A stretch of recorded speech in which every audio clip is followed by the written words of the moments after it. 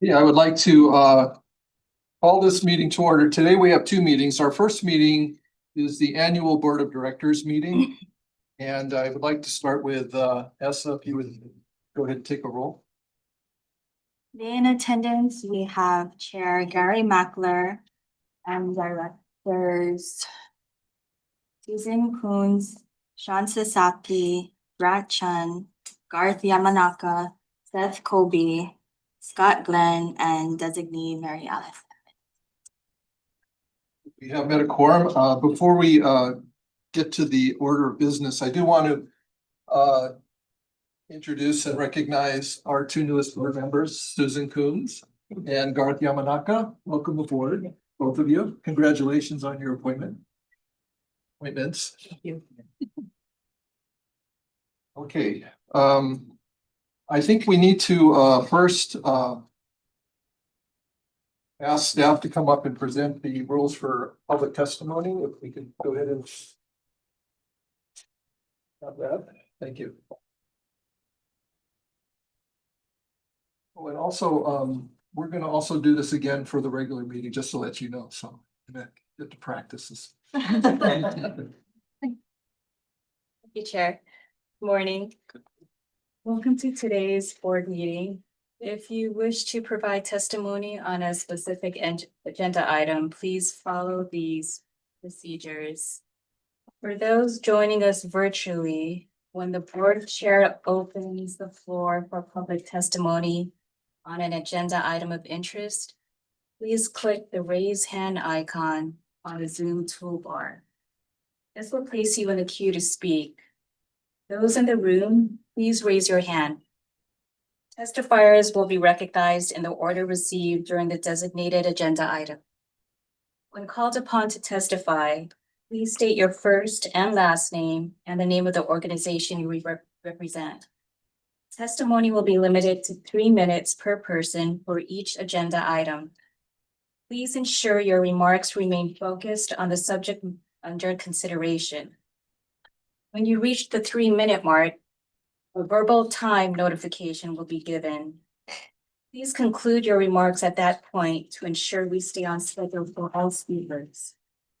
Well, this time is specifically designated for public comment to ensure all voices are heard. The board will not engage in direct dialogue.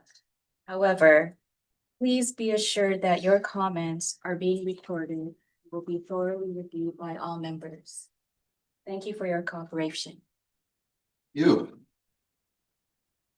So our business today is for the election of board officers. The board officers that serve on the HHFDC board by statute must be volunteer board members.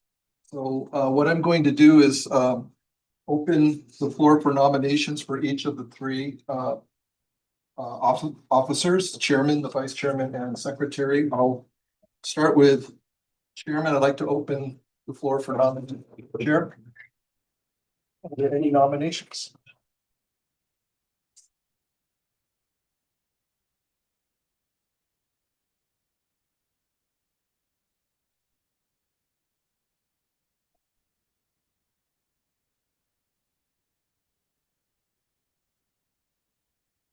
For the office of chair, Yes.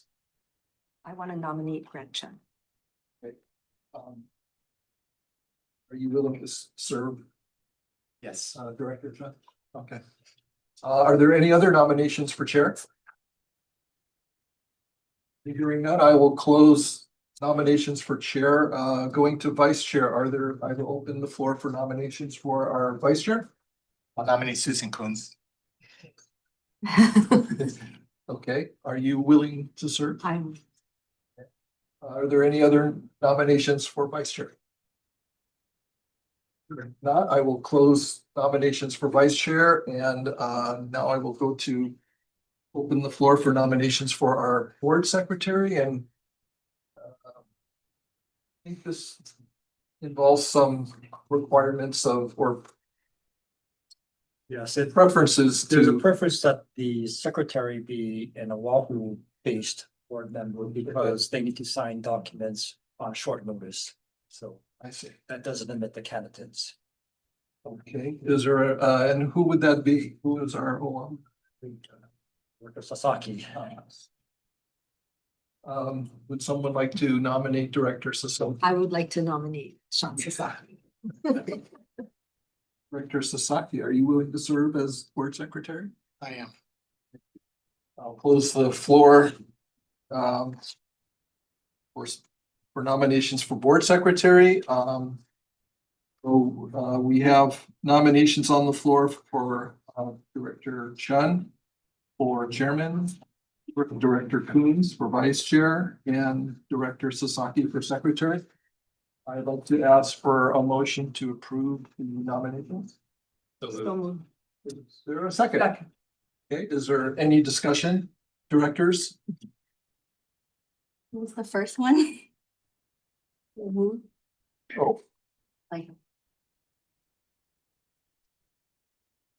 Like, I guess it was Mary Alice. well, for the second, right? She seconded. She seconded, Mary Alice seconded. Okay, sorry. Well, let me this time ask, is there anyone in the public who would like to offer their testimony on this agenda item?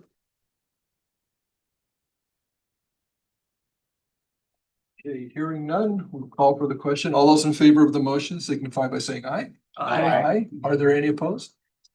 Hearing none, the motion carries. Congratulations to the three new officers and yeah, we'll move in this direction. With that, I'd like to go ahead and adjourn the annual meeting.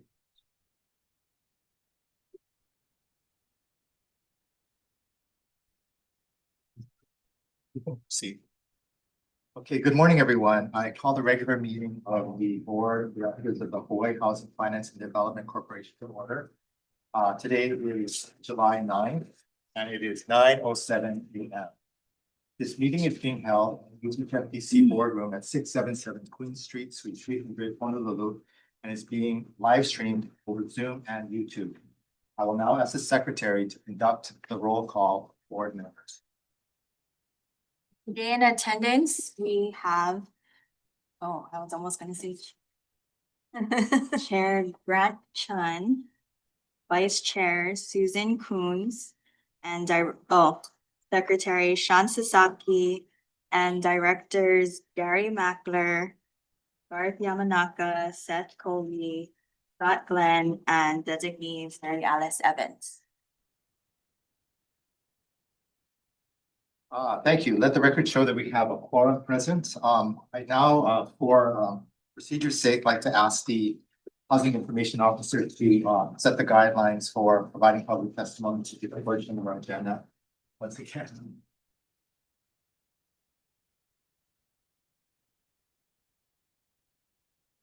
Thank you.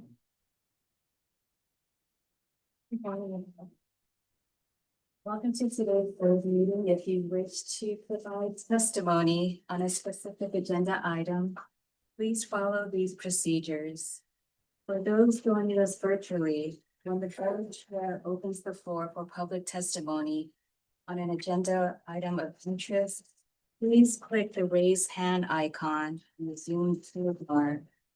This will place you in a queue to speak. Those in the room, please raise your hand. Testifiers will be recognized in the order received during the designated agenda item. When called upon to testify, please state your first and last name and the name of the organization you represent. Testimony will be limited to 3 minutes per person for each agenda item. Please ensure your remarks remain focused on the subject under consideration. When you reach the 3-minute mark, a verbal time notification will be given. Please conclude your remarks at that point to ensure we stay on schedule for all speakers. While this time is specifically designated for public comment to ensure all voices are heard, the board will not engage in direct dialogue. However, please be assured that your comments are being recorded and will be thoroughly reviewed by all members. Thank you for your cooperation. So ladies and gentlemen, the first item of business is the approval of our minutes from the previous meeting of June 18th, 2026. There was a promotion to approve the minutes as distributed. So moved. Second. Thank you. Moved by Mary Alice, seconded by Scott to approve the motion, to approve the minutes as prepared. Are there any question or correction to the minutes? If there are none, all those in favor of the motion, please indicate by saying aye. Aye. Any opposed? Thank you.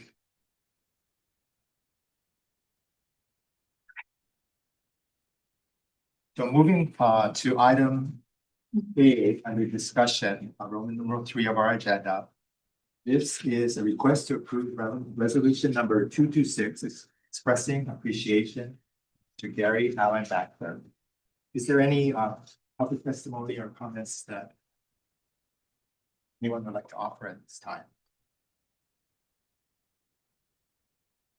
Seeing none, we'll proceed with the description of the action.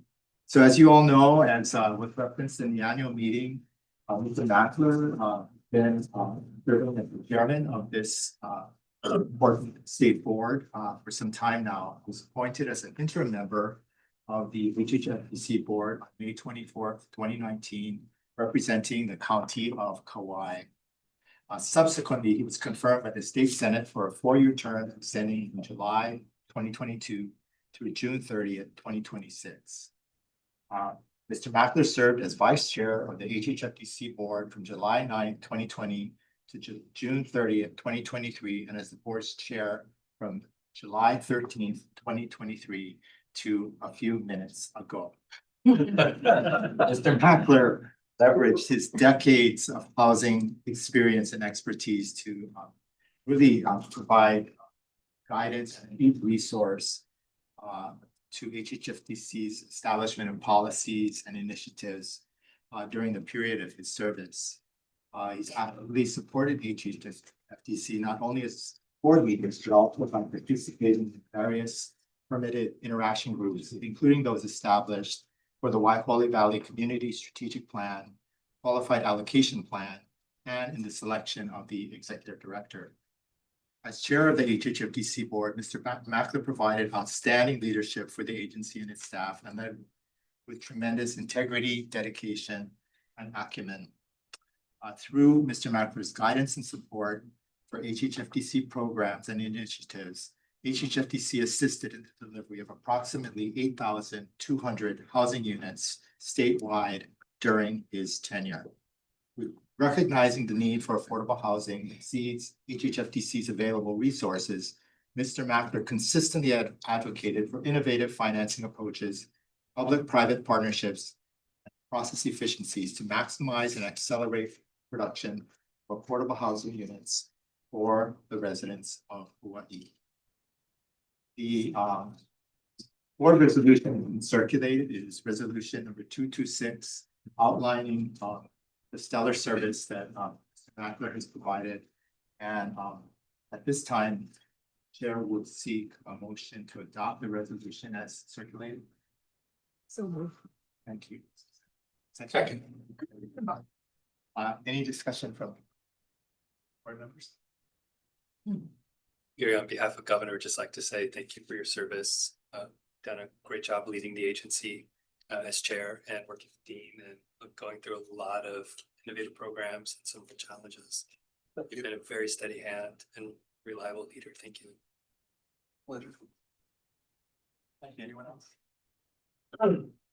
Seeing none, we'll go ahead and entertain a question on the motion. All in favor, please indicate by saying aye. Aye. Thank you very much. We're gonna take a brief recess to shake Gary's hand and take a couple pictures.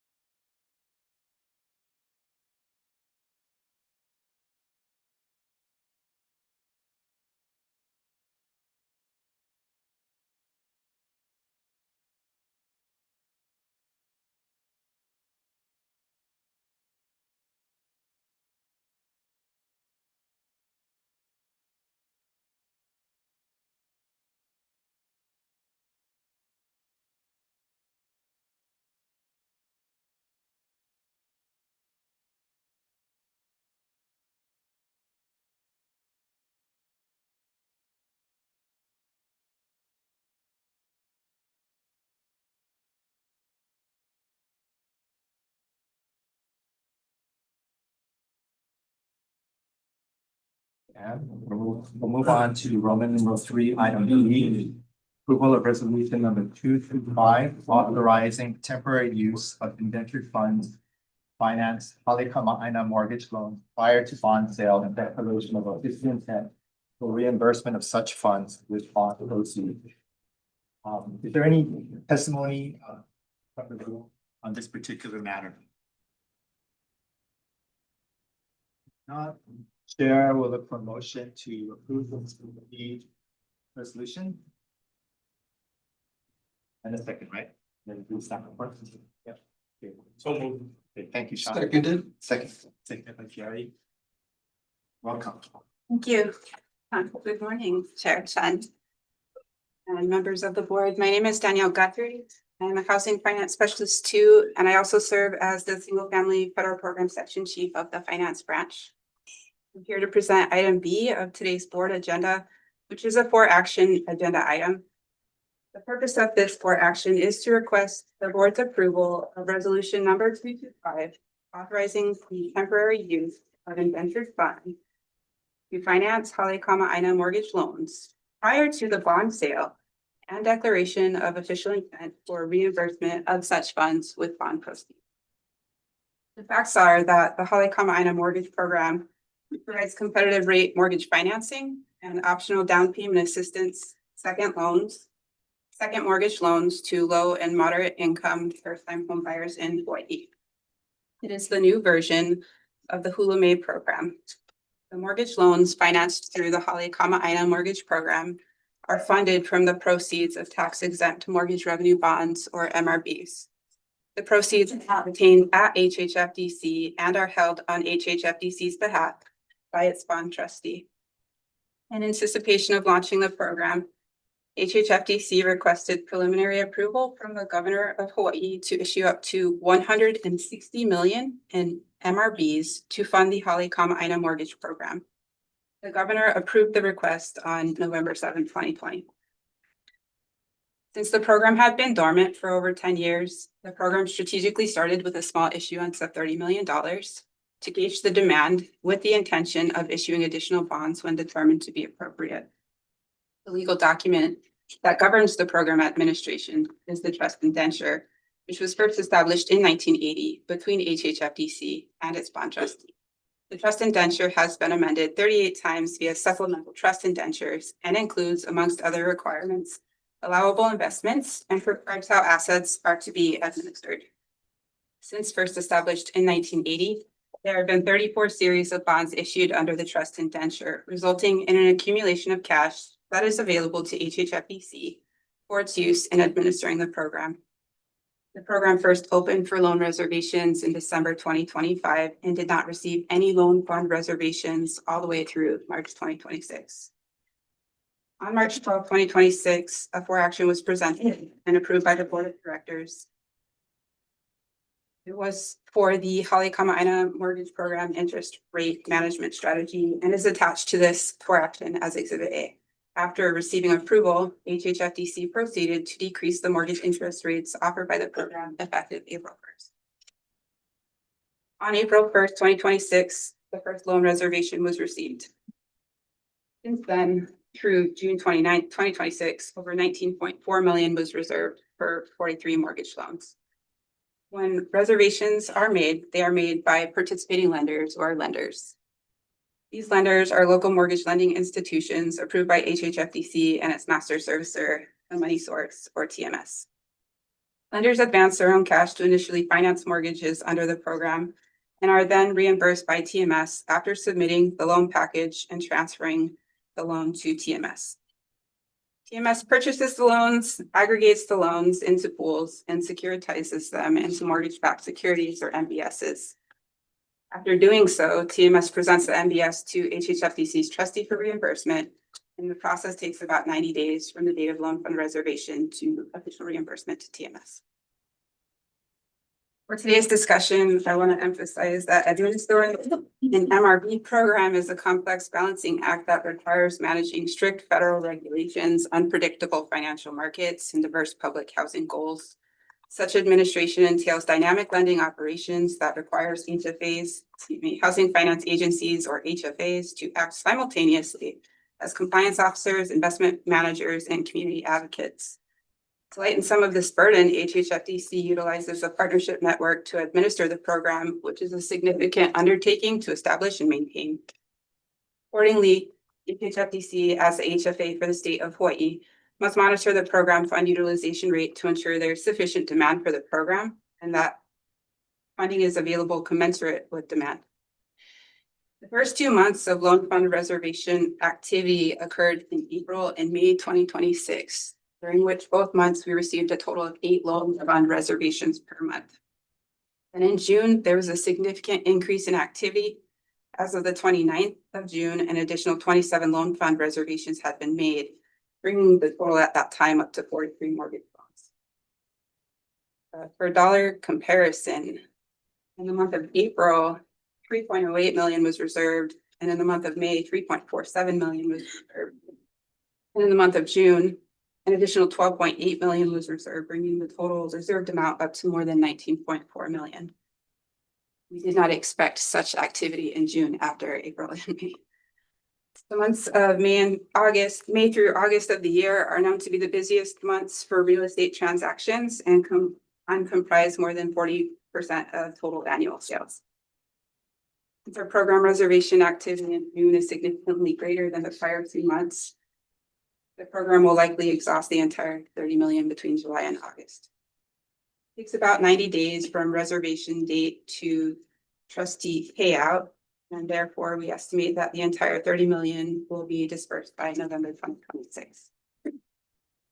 Staff continue to monitor the program reservation rate to inform the timing of the next issuance, which also takes about 90 days to complete.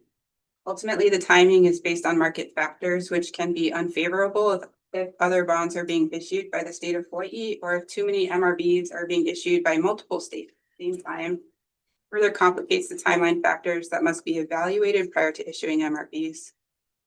Accordingly, to ensure program continuity and compliance, as well as to preserve the partnership network established with local lenders, staff proposed to temporarily use indentured funds to finance mortgage loans prior to the next bond issuance.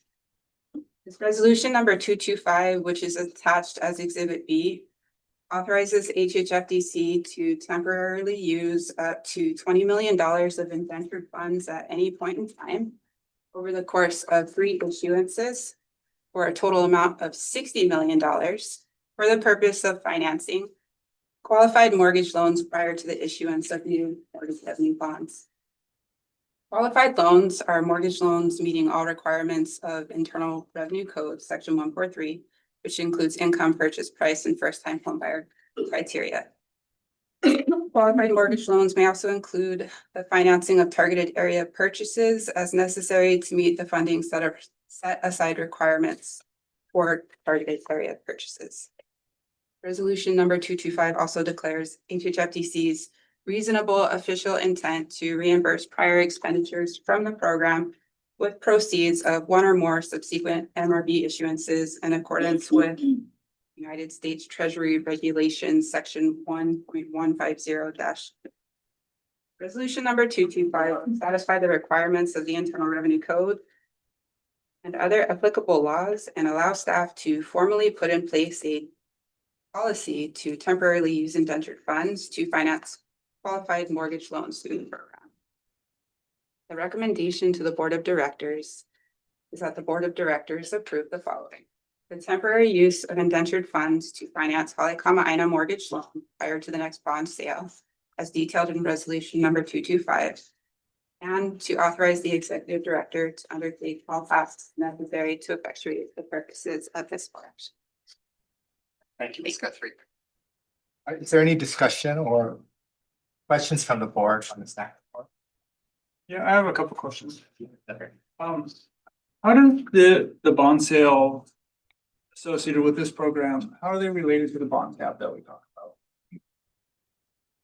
The shared private activity bond cap. So whenever we issue single family mortgage revenue bonds, it takes from our ceiling.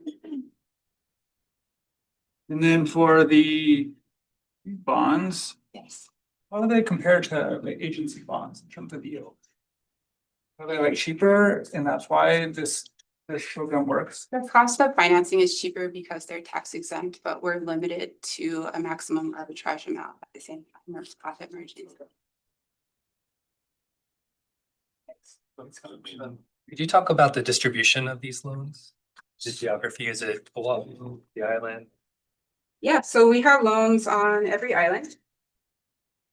There are 9 loans in the county of Hawaii, 34 loans in city and county of Honolulu, 1 on Hawaii and 11 on Maui. So we do have statewide activity at this point. And then just a quick update, as of today, there are 55 loans for over $24 million. The indentured funds, Yes. are they earmarked for something and There, the use of the funds affect the project's timing? so the indentured funds are an accumulation of arbitrage over the past 34 series. So it's basically our profit, it's our revenue retained by our bond trustee and is available to us to utilize for administering the program. So basically, we just need the board's approval to utilize them.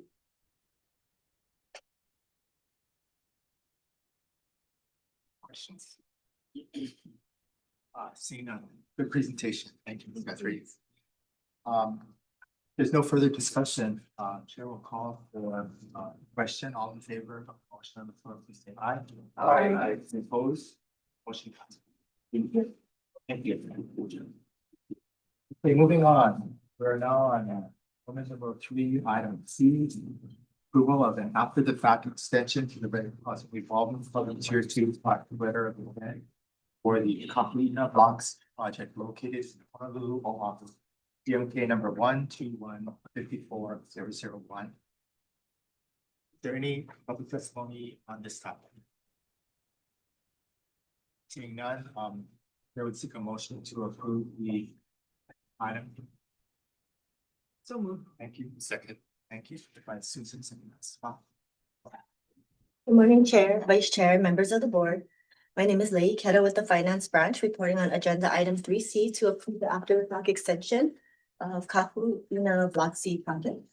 Awardee is Kaka'ako Block C LLC and the developer is Kaka'ako Block C LLC.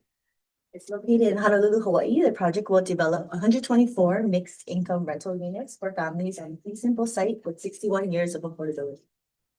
The total development costs for this project are approximately 62 million. Some background, the board originally approved this project on November 10th, 2022, which included 24 million in RHRF Tier 2 funds. The original RHRF closing deadline was November 10th, 2023. And then on October 18th, 2023, HHFDC's Executive Director administratively extended the RHRF LOI and financial closing deadline by 9 months to August 9th, 2024. And for another 6 months on August 1st, 2024 to February 9th, 2025. In June 2026, the awardee formally requested an extension to both the HMMF and RHRF deadlines. This request is solely for an extension of the closing deadline only. No changes to the award are being presented at this time. The awardee is present to discuss any challenges that have delayed closing and the need for additional time. With this, staff recommends the board approval, or the board approve the following: extend the LOI deadline to July 9th, 2027, and authorize the executive director to undertake all tasks necessary to effectuate the purposes of this board action. Thank you for your consideration. And then the developer Stanford Carr and Dustin Carr are also available for any questions. Are we gonna have happy day or questions or? Say anything? Morning. Chair, I'm here to address any questions any of the board members may have. Board members? Chair, Mr. Clark, this is quite a series of extensions. Can you describe what external factors that are difficult to come? Sure. One was complexity. It was the condominium declaration for this project. This is a very complex project with 36,000 feet of ground floor or so. a total of 861 residential units, of which 124 units are set aside for rentals, servicing households earning between 100% of their immediate income. We also have 379 set aside for Hawaii qualified residents and first-time homebuyers. In different to Keauhou Place, which we developed and launched 11 years ago and completed in 2017. That was entitled through the HCDA Malka rules.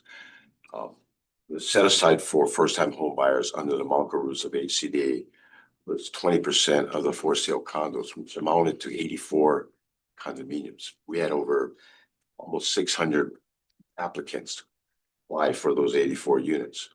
So when Kamehameha Schools approached us of master planning another city block, which is Block C, we felt it would be a good opportunity to use 201H as a means to entitle it, use density as a tool to reach a broader, higher percentage of affordability and deeper affordability.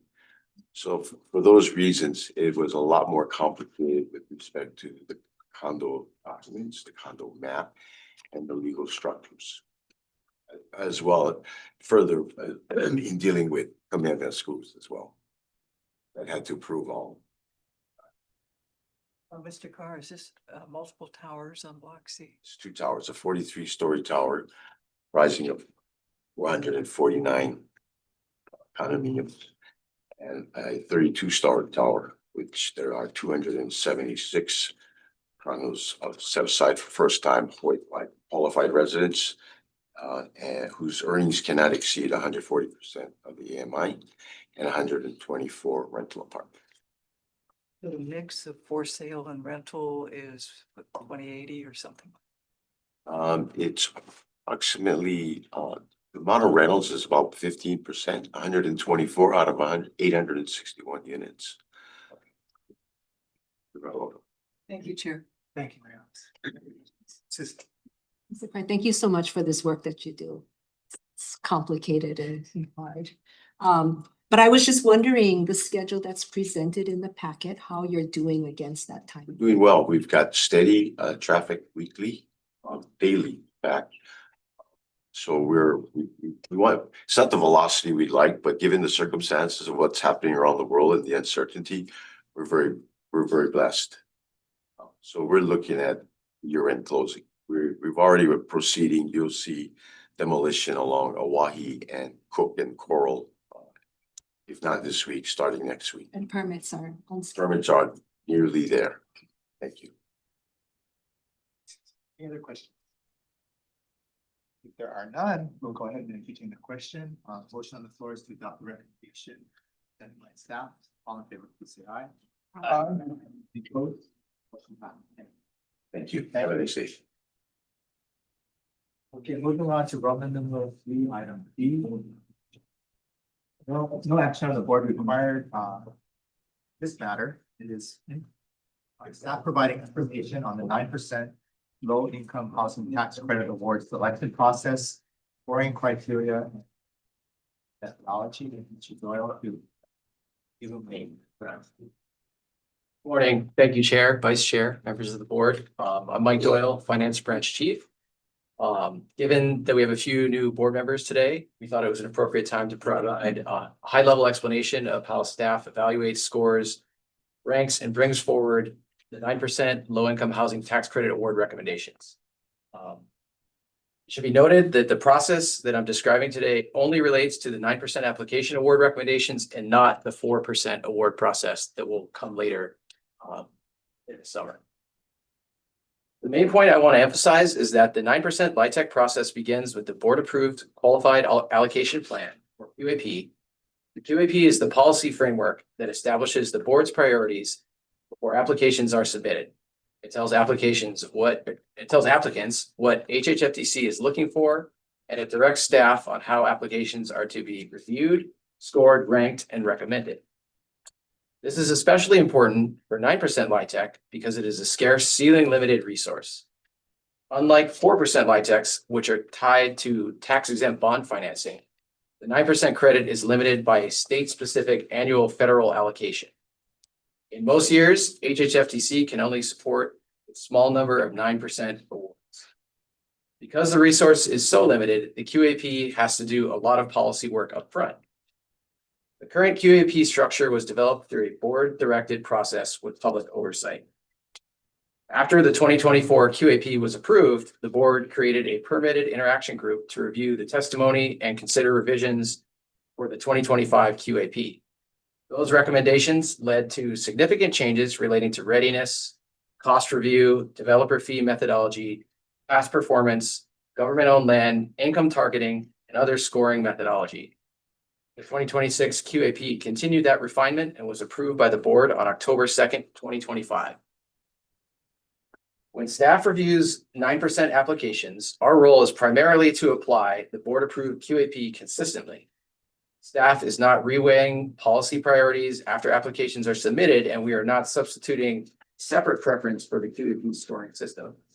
The QAP ranking creates a strong presumption for the order in which 9% projects are brought forward to the board.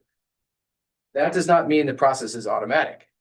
The QAP allows HHFDC to consider other relevant factors in the best interest of affordable housing to the state. But in practice, that discretion operates within the QAP. It is mainly a safeguard for material project-specific concerns such as feasibility, readiness, financing, ability to close, ability to proceed to construction, compliance, or other execution risks. The review process generally works as follows. Applications are first submitted by the published deadline and must comply with the QAP, consolidated application, and the application instructions. Next, staff conducts a minimum threshold review, which are pass-fail requirements. Then staff review applications for completeness, consistency, and sufficient documentation. If a 9% project is also requesting a rental housing revolving fund financing, staff applies the RHRF scoring process to confirm that project is eligible for RHRF consideration. That project requires a minimum score of 120, that process requires a minimum score of 125 points out of 250. It is important to note that the RHRF score does not rank the LIHTC 9% applications. For 9% projects, the ranking is solely based on the criteria point system as outlined in the QAP. Completed and accepted 9% applications are then scored under the QAP. The 2026 QAP includes 23 scoring criteria with a maximum positive score of 118 points. Those criteria and their weights are listed in Section B of this for information.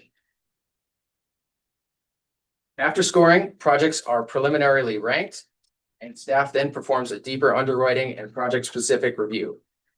During that stage, staff may also go back and forth with the applicant. The purpose is to clarify assumptions, resolve inconsistencies, better understand project risks, and where appropriate, improve the proposed financing structure or award terms on behalf of the state. For example, staff may negotiate deferred developer fee, requested RHRF terms, closing conditions, affordability commitments, or other material terms. That review does not create a new scoring criteria, and it does not replace the QAP ranking. It is intended to confirm whether a ranked project can actually close, proceed to construction, and deliver the affordable housing proposed in its application. Once that review is complete, staff brings award recommendations to the board. Staff follow the ranked order produced by the QAP, and a higher ranked project would generally not be bypassed in favor of a lower ranked project unless there is a material concern that warrants a deferral or different recommendation. Those material concerns are generally limited to risks that could impair the project's ability to be built and operated as represented, and to the project's ability to close and construct within required timeframes. Awarded 9% projects must comply with the federal carryover allocation rules that require projects to be placed in service no later than December 31st of the second calendar year in which the LIHTC allocation is made. It should be noted that 4% projects are not subject to the same requirement. The QAP ranking is the primary basis for staff recommendations because it reflects the board's adopted policy framework. At the same time, HHFDC retains discretion to protect the state where a ranked project presents material feasibility, readiness, closing, construction, compliance, or execution risks. This for information is intended to clarify that balance before the board considers further 2026 9% award recommendations. Thank you for your time and I welcome your questions. Any questions? Yeah, I have a couple of questions. So for the first criteria, which is the leveraging resources, LIHTC and HHFDC resource efficiency leveraging, how does that work in practice? So it's a formula.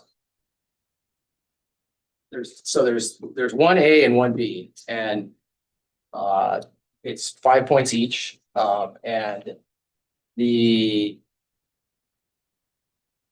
so resource efficiency is going to be the federal LIHTC request times 10, which is essentially the number of years that you receive it, plus the permanent financing request divided by the number of LIHTC units.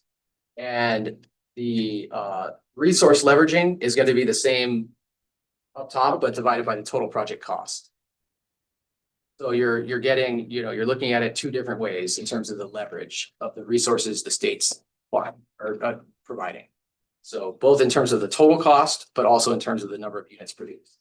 Did you get a better score with a lower or a higher leverage? So the as long as the actual number is lower, you get a higher score. Is that right? And I believe that these are on a relative basis. So meaning like there's, somebody sets the bar and gets the highest score. And then based on that, everyone else is ranked relative to that and gets a score relative otherwise. So it's not an absolute number, it's a relative number. Yeah, and so with this formula, we're prioritizing units over rooms. So like the number of inhabitants. Yeah, so units are the, so we measure in two ways, units or square feet. So we have different criteria that addresses square feet. But just for this particular criteria, units were decided to be the best, that was decided as the best measure for the the leveraging resource compared to the total project cost. So I just want to make it clear. So like project that submits lots of units, 1-bedroom units would come out better than like a project that submits several 3-bedroom. right. Or like all 3-bedroom units. Right, exactly. And we do have other criteria that actually penalizes you for submitting, that it has a preference for higher or larger units. And where's that? That is Number 13? probably, yeah. Yeah. So again, there's the criteria kind of hopefully offsets. I think in describing the QAP, one way I've heard it described before is that it allows many different types of projects ways to win and win the award, so that there isn't a specific project type that we're looking for, based on the QAP, but many different projects that have different goals or aims could also score well depending. And then reasonableness of development costs, is that a relative score or? Yes, also a relative score. So it's just relative to what everybody submitted. Right. How many projects usually submit for these 9% developers? So for new construction, this year we have 6 and we have 2 back rehab. So somewhere between 5 and 8 is probably about average for 9% applications. And then what is the rationale for state and local government financing? I think it's just to show that there's additional resources being provided by other entities other than HHFDC, and show that there's support by other counties and otherwise other agencies.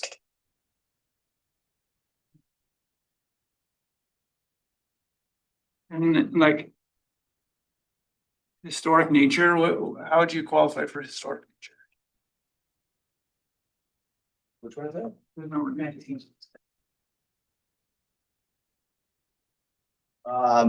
So so if it's preserving a historic building, then you get a point. To be honest with you, I don't think I've seen this in the last few years. That would be a project that's maybe rehabbing an old building that was previously maybe not used for housing. In state conveyance, what does that mean? So state conveyance was added during the last QAP, and the idea is that if the project agrees to sell itself within a certain time frame to the state, then they can receive a point. So it's basically it's giving the state an option to purchase the project for fair market value down the line. Okay, and this is not for you, this is just for the general board. My feeling is when I look at this, these criteria, it's hard to find priorities. Right? Like you could definitely game the system to like, it's not about development costs. It really, that's only 12 points of 118, it's less than 10%. Even with like resource efficiency and leveraging, it's relatively small. So it's very difficult for me to see like where we want as a board to have these different types of projects and what are our concerns. And if it's hard for us to see, then the developer is motivated to like get the projects done, right? And so I think I do have some concerns about this type of these criteria, because for me as a board member, I want to use state resources to provide the most amount of housing for people, right? So the subsidy divided by what we're trying to, the criteria that we want, which can be not only just units, but like the number of different units and all these different things.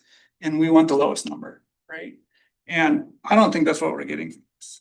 So, I just wanted to put that out there, that one of the reasons where, I've in the last meeting, I expressed frustration over the elevated levels of cost increases for these units and per unit, but we're also kind of asking for it through these criteria, or at least we're not trying to discourage that input, move things into like a specific area.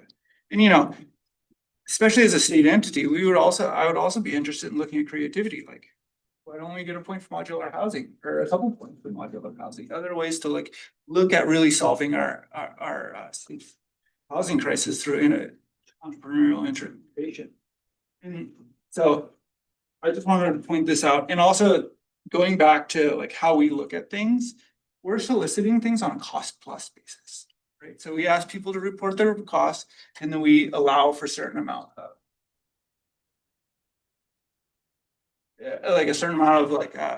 profit on top of that, right? So we're trying to measure everybody's profit. That has a tendency in government, not just within HHFDC, to drive up costs, right? Because people report the costs and we accept whatever cost they want, and we say, oh, but you get a little bit of percent. There's another way to do this, where we say, this is what we want. And if you give us what we want, and you have the lowest amount of state subsidy, we will reward you for that. And that like facilitates a lot more innovation and creativity from our private sector participants. Right. So I'm a new board member, but I'm going to be harping on this for a couple years, in the next couple of years, because I do think that there's some I'm concerned about the incentives that we're creating for our developers and our people who are partners in this organization. Yeah, thank you. Chaos. Mike, what does the IRS code require for the QAP? I mean, because what are the criteria that the federal code that enables this Right. Require us to do? So Right. it'll be the whatever we can work within it, but there. Right, yeah. So yes, the QAP, so IRC 42, which is Internal Revenue Code 42, which sort of guides all of LIHTC and describes how this whole process is set about specifically for the 9% credits. It requires every state to come up with a QAP and to follow their QAP. So it's pretty simple. If again, there's a process to change the QAP. But I believe there can be issues, if you don't follow your own QAP, you know, there can be legal ramifications.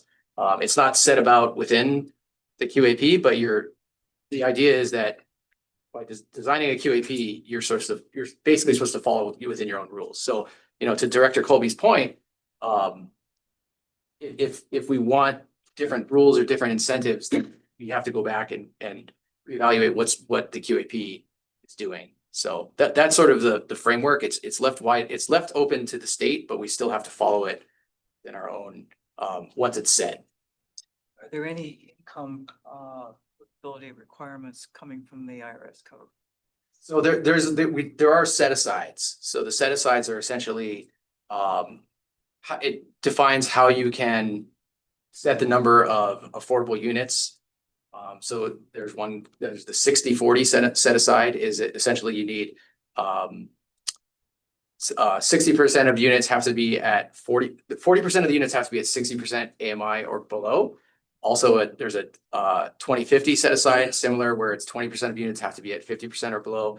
And then there's a third sort of method called income averaging, where AMIs can go up to 80%, but you have to average 60% or below overall. So that's a newer set aside that sort of was added recently and added to the QAP during the last round. Thanks, Jeremy. Okay. Do you or the staff feel the QAP as it is now? Why is this, or works towards the strategic priorities of the HHFDC, the way it's ranked now? Yeah, so again, I think my opinion and what I've heard from the staff, you know, and others is that, and originally this is what I understood when the QAP was designed at the time, you know, a couple of years ago, was that you wanted different avenues for different projects to win. So again, it's just a different philosophy than perhaps, you know, and maybe that's a different philosophy that's needed now. So the prior philosophy was, this project has these things that are good, you know, but maybe it has these drawbacks, and this project has these things that we like and some of these drawbacks, but it allows for different types of projects to compete against each other because there's so many different criteria that the state is interested in. So I think that was the thinking at the time. As for how it works now, you know, that's up to the board to decide and the public, really. So I ask because I feel like there needs to be a feedback loop where if you guys are going through this process and it's not achieving the goals for HHFDC, then, you know, we need to know what those issues are, right? Because when I go through, say, certain things like project location and market demand, you know, I don't know how often you guys are even measuring. And when I read staff recommendation, it almost feels like there's a second ranking happening. It's in transparent, where you guys are going back, and even if we have everything equal, but maybe one thing is different, you guys have the ability to give that preference. And I don't think that's very clear on this. So I think 9%, that's not what we score and rank, and we basically look for, is there a fatal flaw that will not allow us, you know, to bring this as a recommendation or recommend this to the board.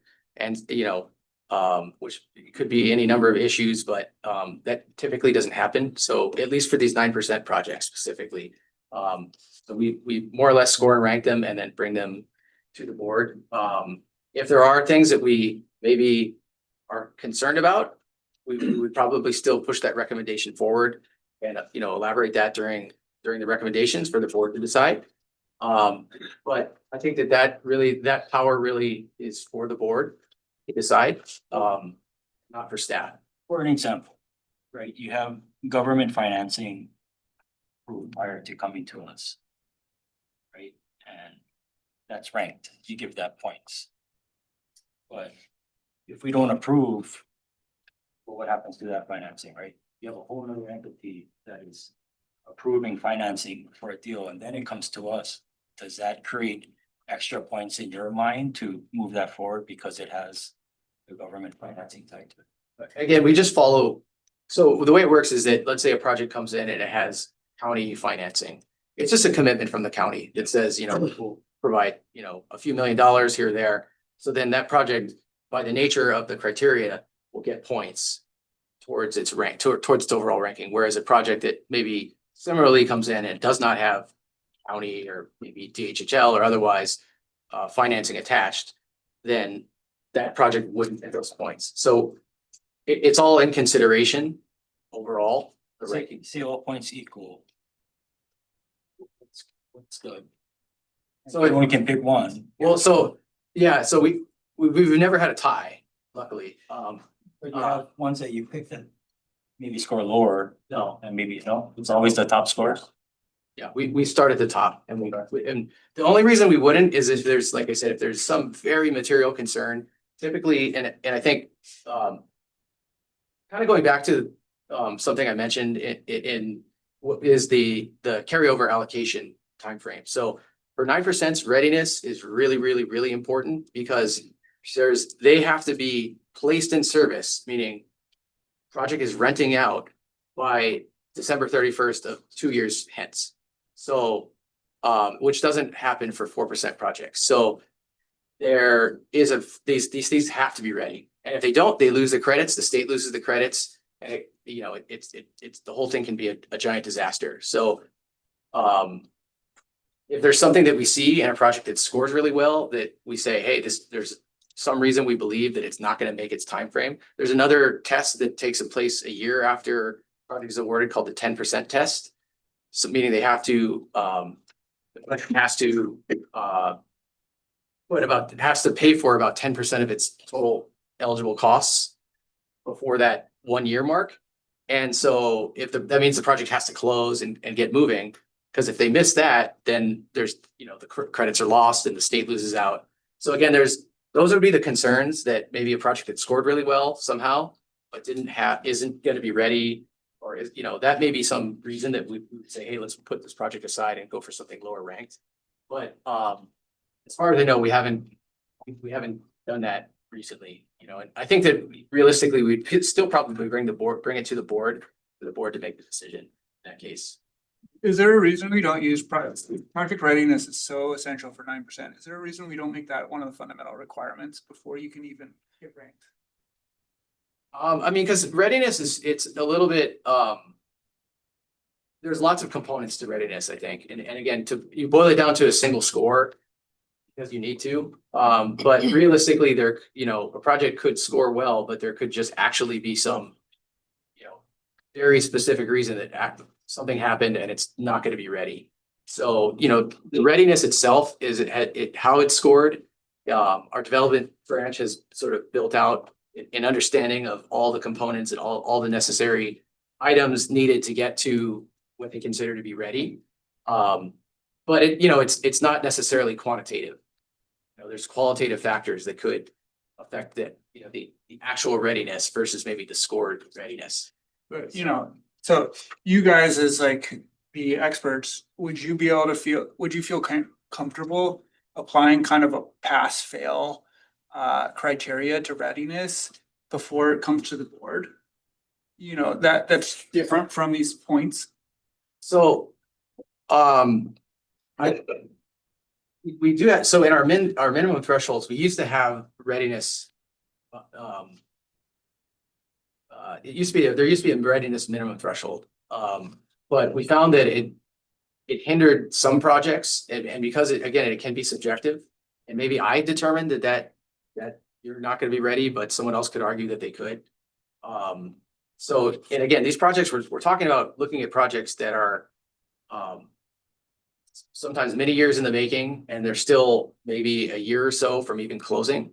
So it's really, it would be really tough for staff just to kind of blanket decree at some point to say this project's absolutely not. Now, it's possible, but I think that generally we reserve that right to a later underwriting stage where we're actually diving deeper into the project, understanding the risks the project is facing more versus at the front end when really more it's about understanding the completeness and checking the minimum thresholds and things like that. So it's a review that takes place further down the line. But I mean, you did review it somewhat, right? Because you give a score for readiness.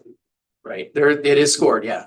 So, you know, and is your concern about that for all projects, or is there, you know, because it seems like for the 9% LIHTC credits, like readiness is even more important. So could we apply a binary pass fail score just for LIHTC? I think 9% LIHTC, because that's like the most important thing. So my opinion, again, just my opinion, I think that would be, I think that'd be hard to do.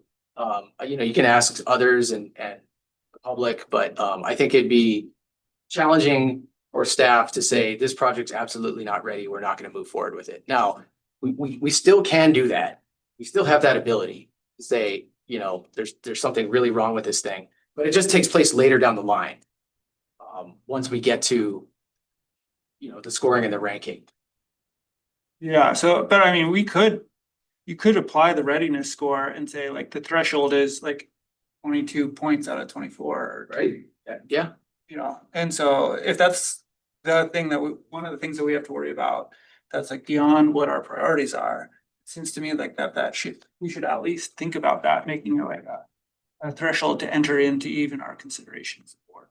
Yeah, sorry, and like I'm monopolizing here, but I do want to point out to everybody that the board members to look at the combined scores that we all see down here, this one in section F, right? It's really hard to look at the score sheet and go, oh, this is what we want.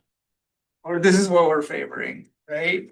And so I would just like encourage everybody to spend some time with this score sheet and say like, is this the best we can do? Or is there something else we can think about? This is what we're asking for in action. I just wanna add a comment, conversation. So, you know, staff's gonna follow what policy the board adopts for a QA patient. That's typically been going yearly now. I think there was one time when we did a 2-year, but now it's been annual approval. And I was gonna, listening to the questions and the discussion, I was just gonna suggest that another permitted interaction group, at least 3 or 4 members of this board, to try to crystallize the outcomes that can recommend to the full board to incorporate into the QAP, because I think that's where it starts. I think, you know, it's kind of, you got to go to the outcome and then work your way back almost with this QAP, because it's kind of it can go in lots of directions. So I think that's the challenge, but also the direction to move towards. And I can see that there's clearly some concerns about whether those outcomes are being achieved, and maybe they need to be changed. So I would just suggest, Chair, considering a permitted interaction group. No, so related to what Gary was saying, my question was to talk through and think about what a high level process would look like for us, just to give us an idea of what we would have to go through and the timing of something like that. If we were to start a pig now, what is the timeline for us to see a finished product, and for what year funding? Probably then 2027, but 2028. To do a thorough review of the Yeah. pig takes. If we about were a to year. do something now. So Yeah. it would not be from 2027 funding round, it'd be the 2028 funding round. We also do, I think we do at least 2 public.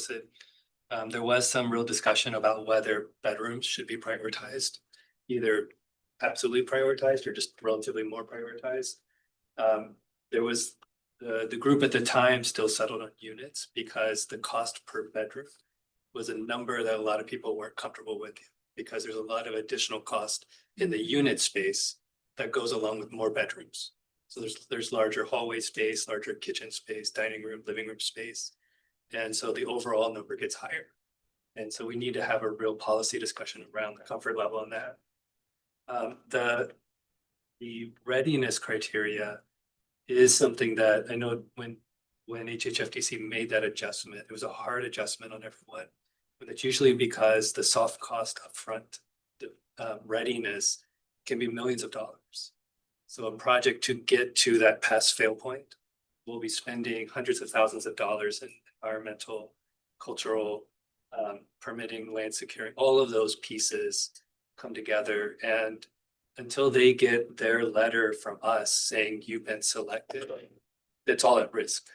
And so when we do a pass fail, we'll be basically telling folks you're spending even more money or you're spending at even higher risk. So not to say that a pass fail is not doable, but just these timelines that lead up to someone coming to apply for a funding round. They're working from a QAP that we put out with the expectation there will be some level of consistency in the QAP a year from now or 2 years from now, because they're taking risk now, spending money now on something that they're not going to bring to the board for another year or two.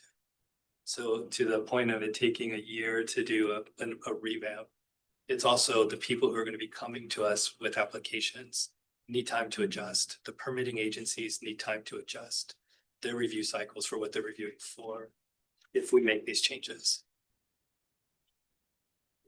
Any other discussion or questions? Right. Presentation. I neglected to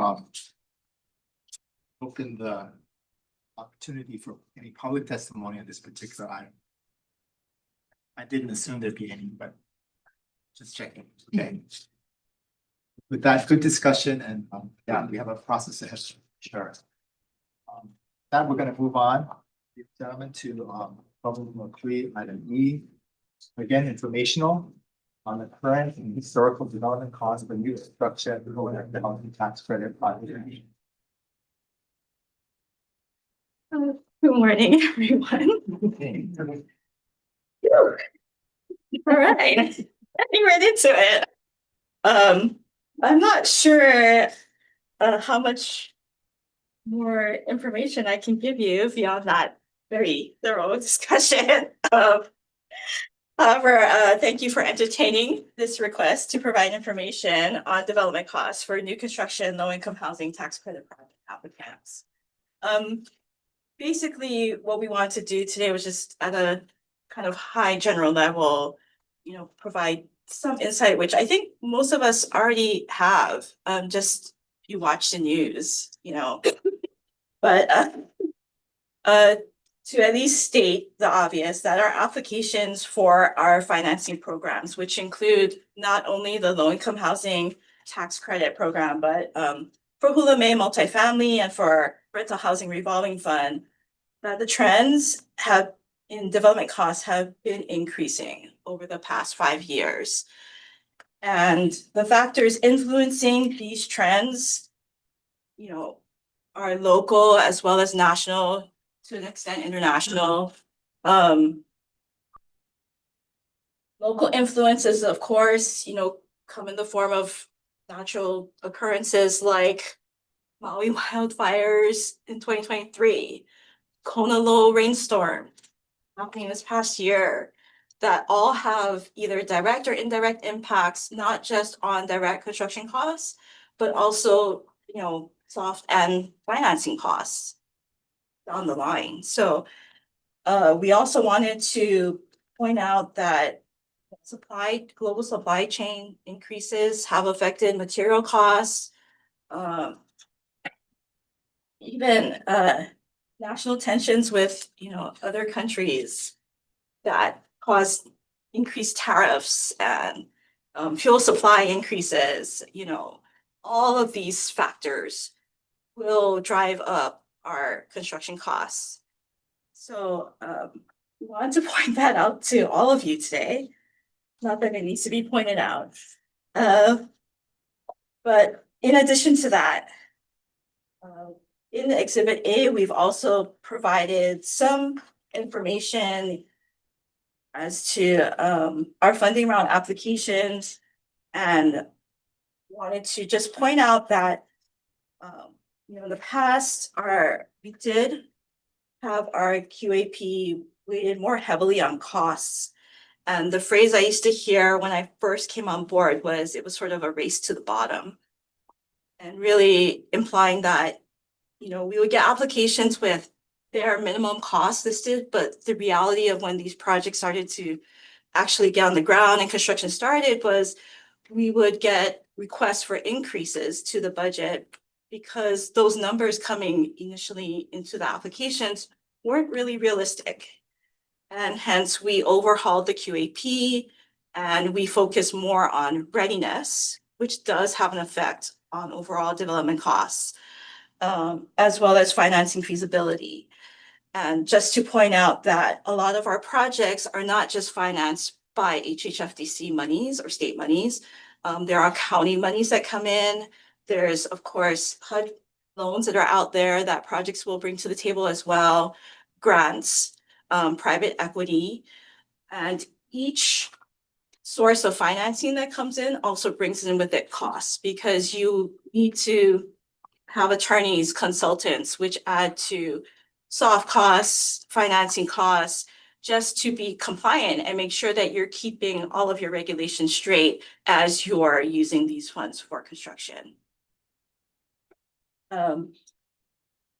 Exhibit A points out some of the projects, applications that came to us in the past that did apply for funding and sort of just at a high level summarizes, how much in terms of increase requests we received from those older applications when focus was primarily on costs.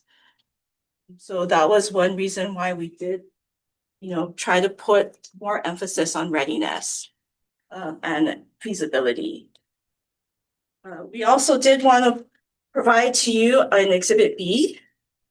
This is just a very simple chart showing the average total development cost per LIHTC unit over the last 5 years. And nothing's going down, sorry. It's pretty obvious.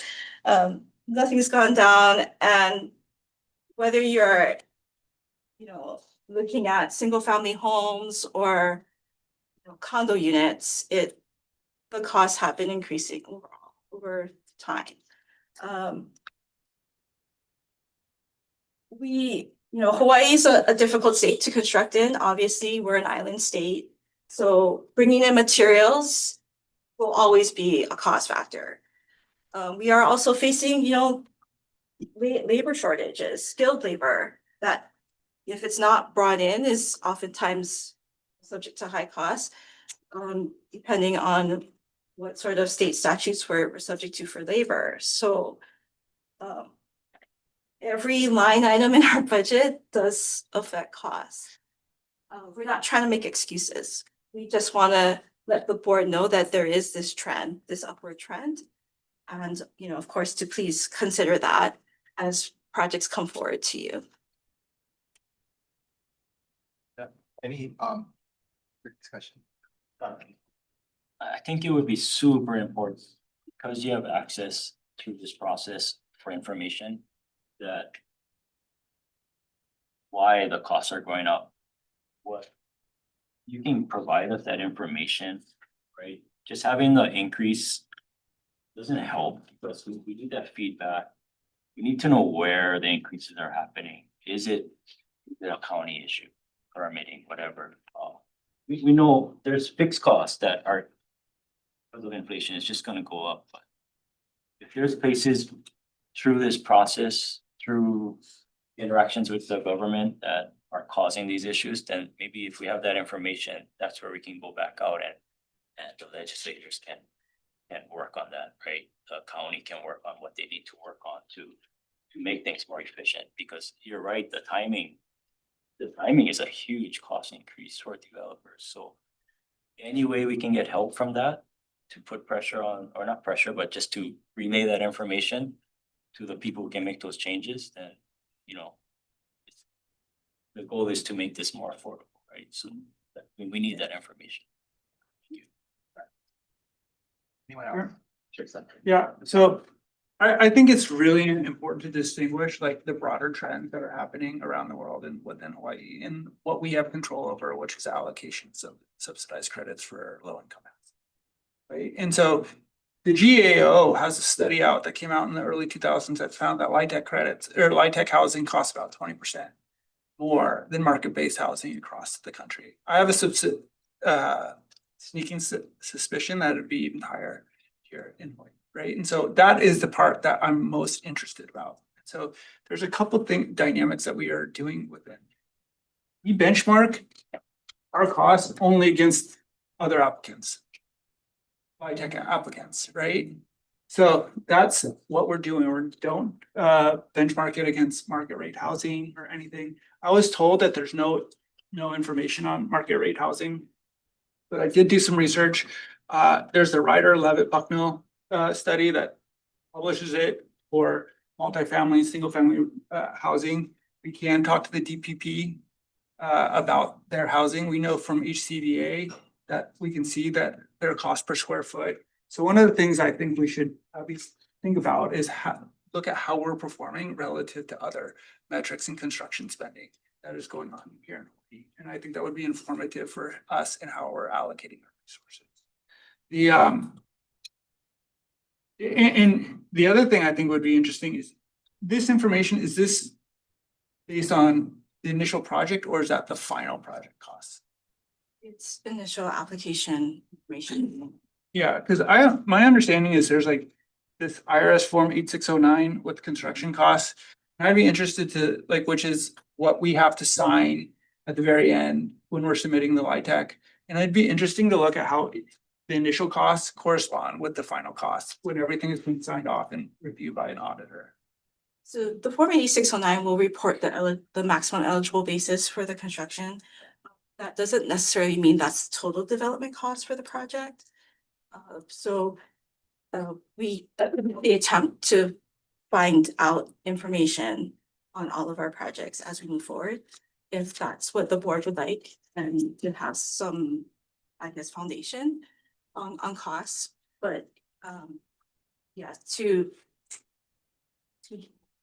rely solely on the information of the A609, I think would be a little misleading in terms of total development costs to the project itself. So you think that would underrepresent or overrepresent? It would I think there are more development costs that don't necessarily go into eligible basis that's reported on that form, because they can't count it as eligible basis for the project. At least we could look at trends. Yes, Right, so like the things that were encouraged, so, one of the things that I'm concerned about here is, right around when we turned to the QAP, we had two things happen. We had Trump tariffs, which are terrible for housing, but we also changed the QAP, right? And so we saw a bit large QAP eligibility, and we saw a large increase in cost per share. So I don't know as a board member what's causing all that increase, but I think the more information that we have, and no piece of information is going to reveal everything that we need. But as board members, if we can at least see 5 or 6 different sources of information and look at different trends, then we can triangulate and position ourselves to make a little bit more judicious decisions or utilizing statements. Anyone else?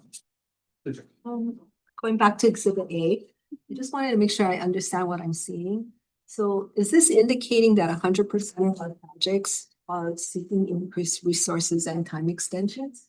Is that what that's reflecting? Not necessarily 100%, but I believe for the time frame that we're looking at, it was probably closer to 70-80% of our projects at that time. Most of the projects from 2021 through 2023 have closed and are underway. There's a handful that have unfortunately not yet closed financing due to different factors, not just based on the application numbers that came in, but other outside mitigating factors. So Thank you. Anyone else? If not, we will call for any public testimony in the agenda item. If there is none, we will move on. We're moving on. Okay. Gentlemen, we will watch the Roman numeral 3, item F. Approval. An award for federal and state low-income housing tax credits from the state's 2023 audit plan. Number 1, Kua Lane Family Affordable, located in Honolulu, Oahu. PMK number 1173104.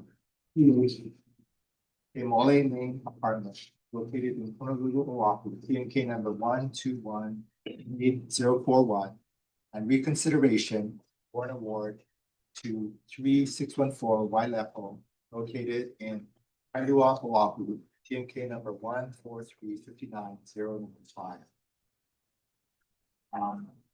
As we, before we take the staff explanation, we'll look for a motion to approve the recommendation. Thank you. Move by Seth, I think that's Susan. Any testimony on these matters? If, please, staff. Thanks. Good morning, Chair, Vice Chair, members of the board. My name is Ryan Marine. I'm with Jay Nakamura.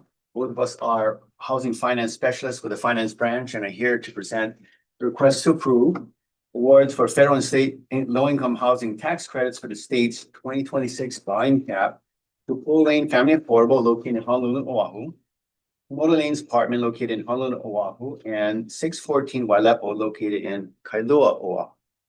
Before I proceed, if I may, I'd like to first just identify two items of corrections to this for action.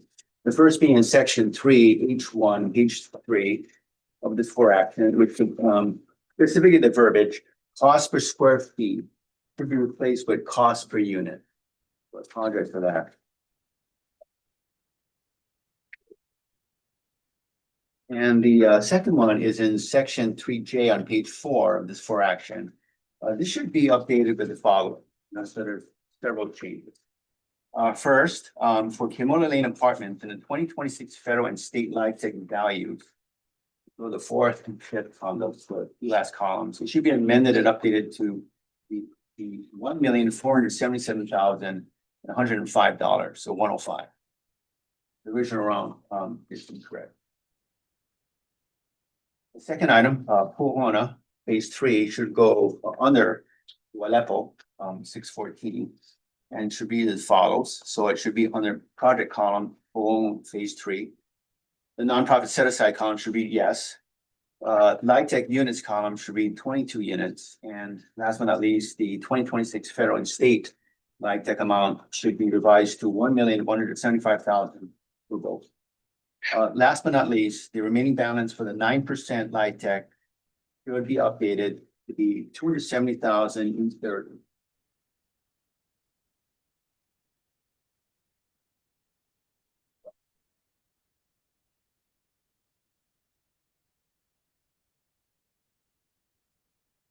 Moving on then, if it's okay. So some facts. The LIHTC volume cap, also known as 9% LIHTC, are federal and state tax credits designated to encourage the construction and rehabilitation of affordable rental housing. It is referred to as competitive or allocated credits and is subject to the program requirements under Internal Revenue Code Section 42 and guided by a qualified action plan, also referred to as a QAP. On October 2nd, 2025, the HHFDC board approved the 2026 QAP, which included criteria that are used in evaluating and allocating LIHTC resources for the current funding round. The total 9% LIHTC available for 2026 is $7,383,369. This amount allocated for 2026 from the IRS and the unused credits or return credits from 2025. Details for this are shown in section 2G of this for action. On February 20th, 2026, the HHFDC received 8 applicants for the 9% LIHTC totaling $4,956,002. These applicants can be on section 2A of the for action. The finance and development branches at HHFDC collectively reviewed and evaluated all applications to verify the minimum threshold requirements and scored each utilizing the criteria point system detailed in section 3D of the 2026 QAP. The table summarizing results is included in this for action in section 3E. Based on the results, Pool Lane Affordable scored first overall, Wailepo scored third, Kimberly Lane scored fourth, and during last month's board meeting, phase 3, which was awarded, scored second. All these applications were subsequently reviewed for completeness, readiness, and further evaluated for potential areas of savings and efficiencies. This collaborative effort resulted in reduction of resulting resources for both 9% LIHTC and rental housing revolving fund. Now I'll just name a few. So for Pool Lane, through our collaboration, we're able to, they requested 6.6 million in RHRF funding, but reduced by almost, 525,000 or around 8% to 6.075 million. Interest rate was doubled. Cash flow available to pay RHRF increased from 75% to 85%. And they were able to also increase the deferral on developer fee from 55% to a total of 774,508. Kimona Lane's apartment also helped. They helped reduce a 9% LIHTC tax credit ask from $1,501,727 to $1,477,105. They also increased their perm developer deferred developer fee from 64,000 to over 276,000. Last but not least, 614 Wailepo reduced their 6.8 original RHRF funding request by 1.7 million, 5.1 million. Interest rate was also doubled. The increase also moved to increase the available cash flow for RHRF, which came from 75% to 85%. At this time, for more project specifics, I'd like to call up the applicants for each of these projects. Would like to provide a presentation to the board. So first, we'll start off with Pool Lane, Kimona Lanes, and 614 Wailepo.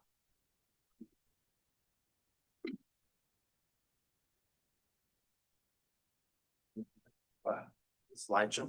Oh, okay. Yeah.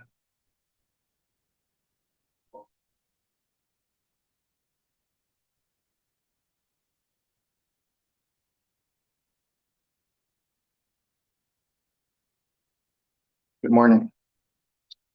Morning. I have copies of the presentation. Items.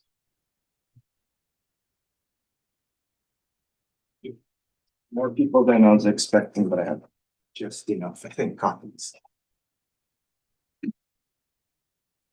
All right, so my name is Andrew Fruta with GSF LLC, and I'm joined with Wally Inglis, president of our nonprofit developer Coalition for Specialized Housing.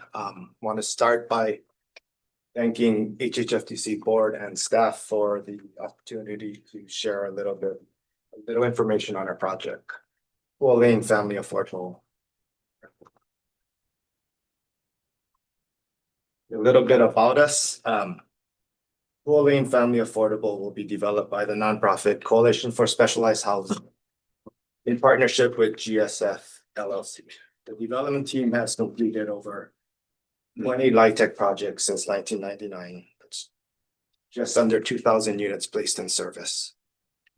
Our latest project, Coal Vista 2, which utilize Rental Housing Trust Fund Tier 2 financing, has received its certificate of occupancy and is currently being leased. First move-ins occurred last month. Next slide. Oh, I'm sorry.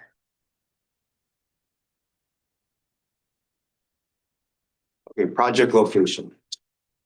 Our project, you can see the red dot there, is located on Pool Lane and is between North Vineyard and North King Street.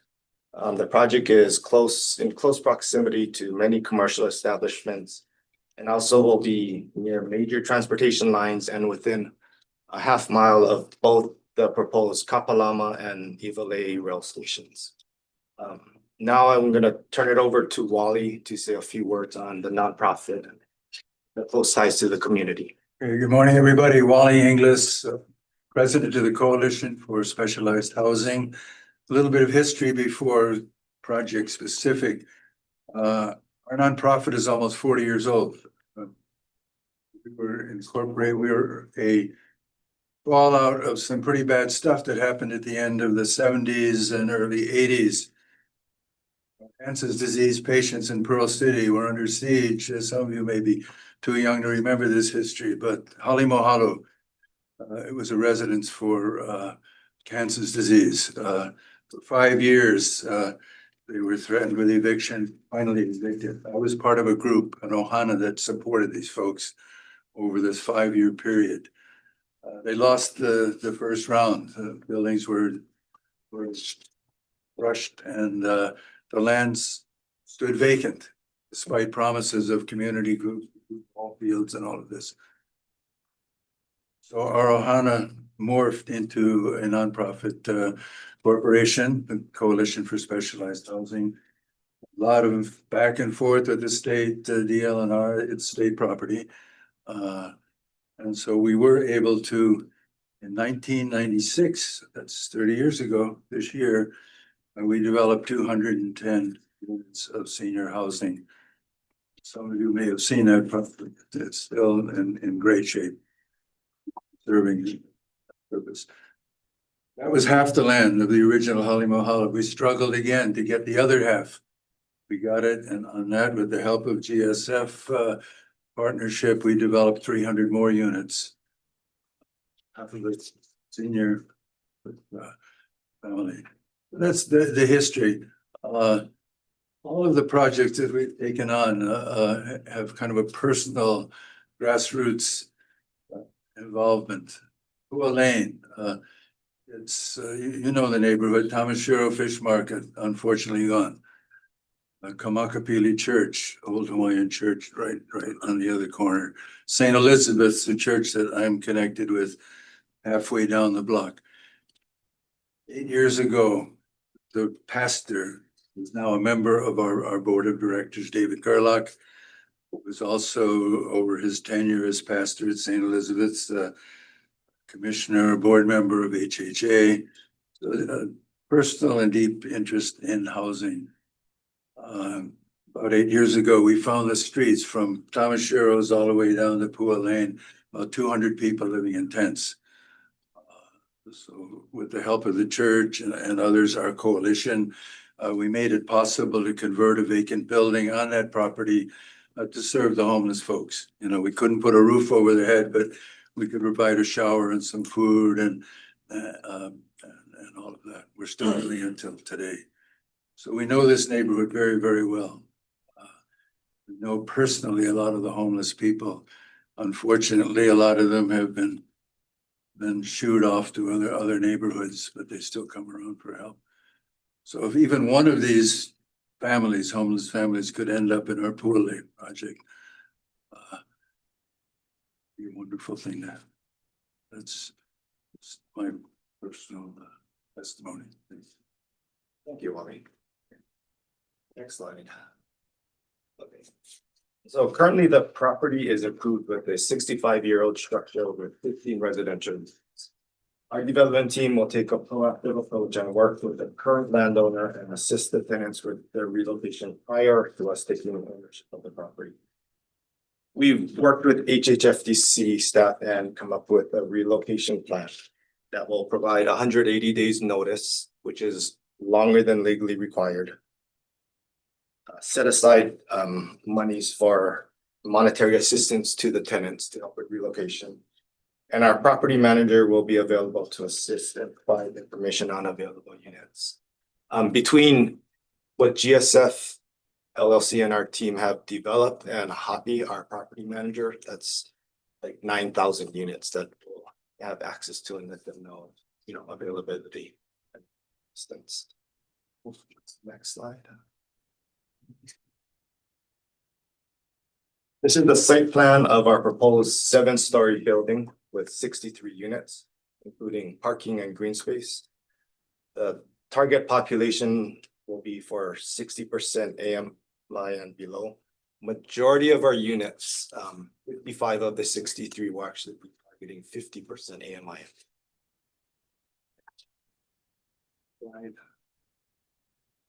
Here's a rendering of our building from Pua Lane and a typical floor plate and possible furnishing of a unit. As mentioned, the project is very conveniently located. Ready to say this, but near shovel ready and will target LEED Gold certification.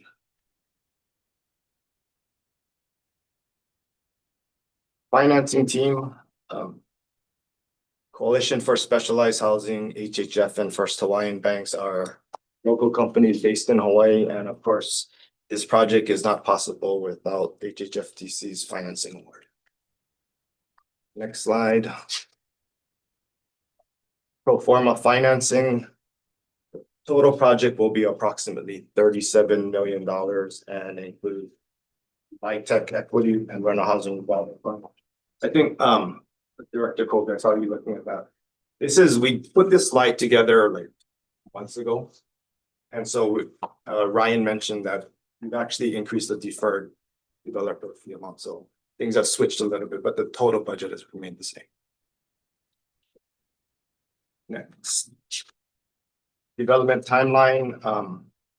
With HHFDC board approval, we are targeting construction start in second quarter of 2027 and should get CO by third quarter of 2028 and begin marketing and lease up. Third quarter 2028. That concludes the presentation. We have members of our project team here and are available for questions.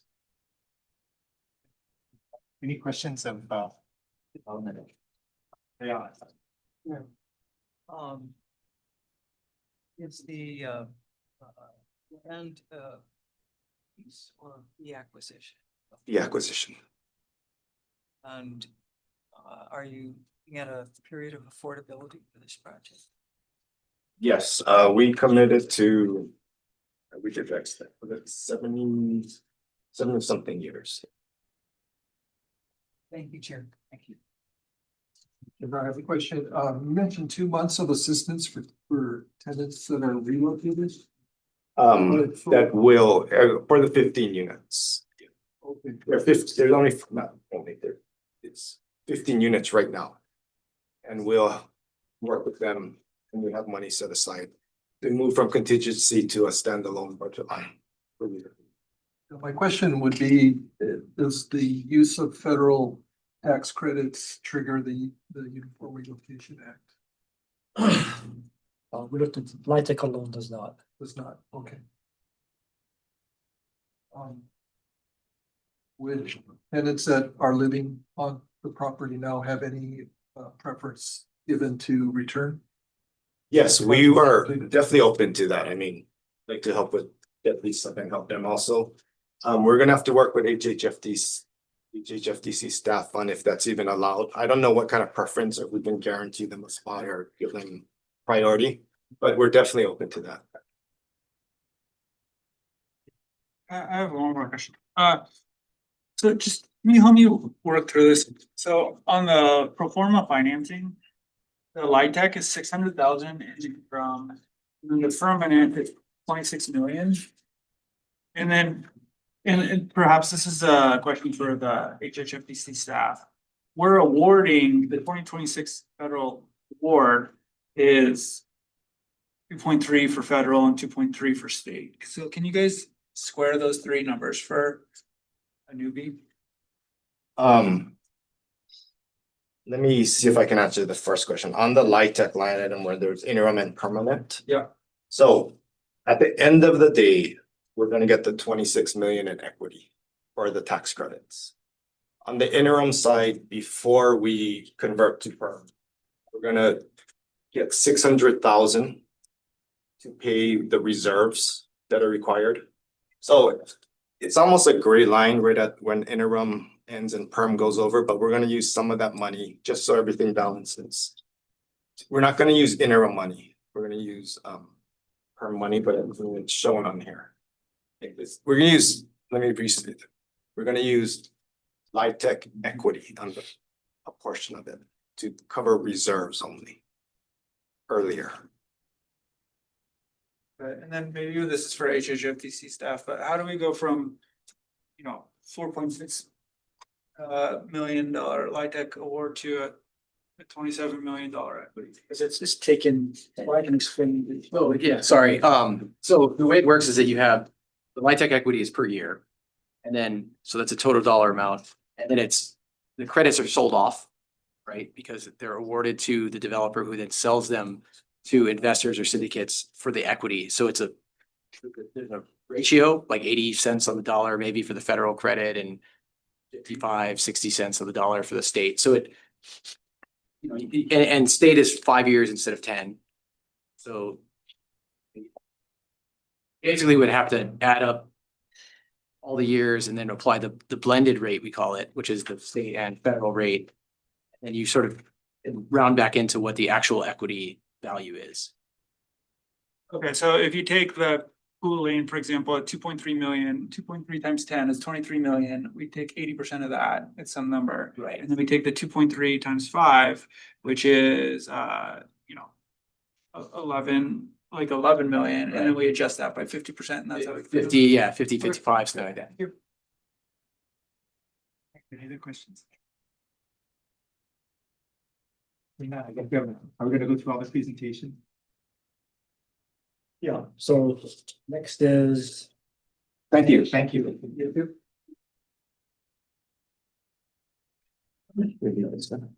Yeah. The next will be Kimoli. Noise here.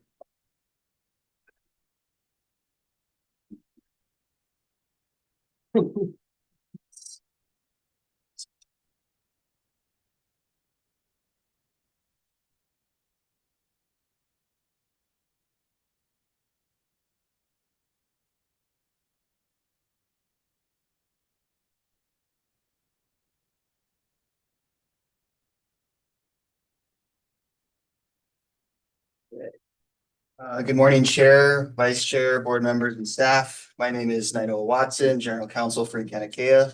With me in person are Chris Flaherty and Patty Tankayo. Two of our principals. Joining us virtually is our development partner, Wei Fang, along with Keegan Flaherty, our development manager. Thank you for the opportunity to present Kimoli Lane Apartments for your consideration for a 9% tax credit award.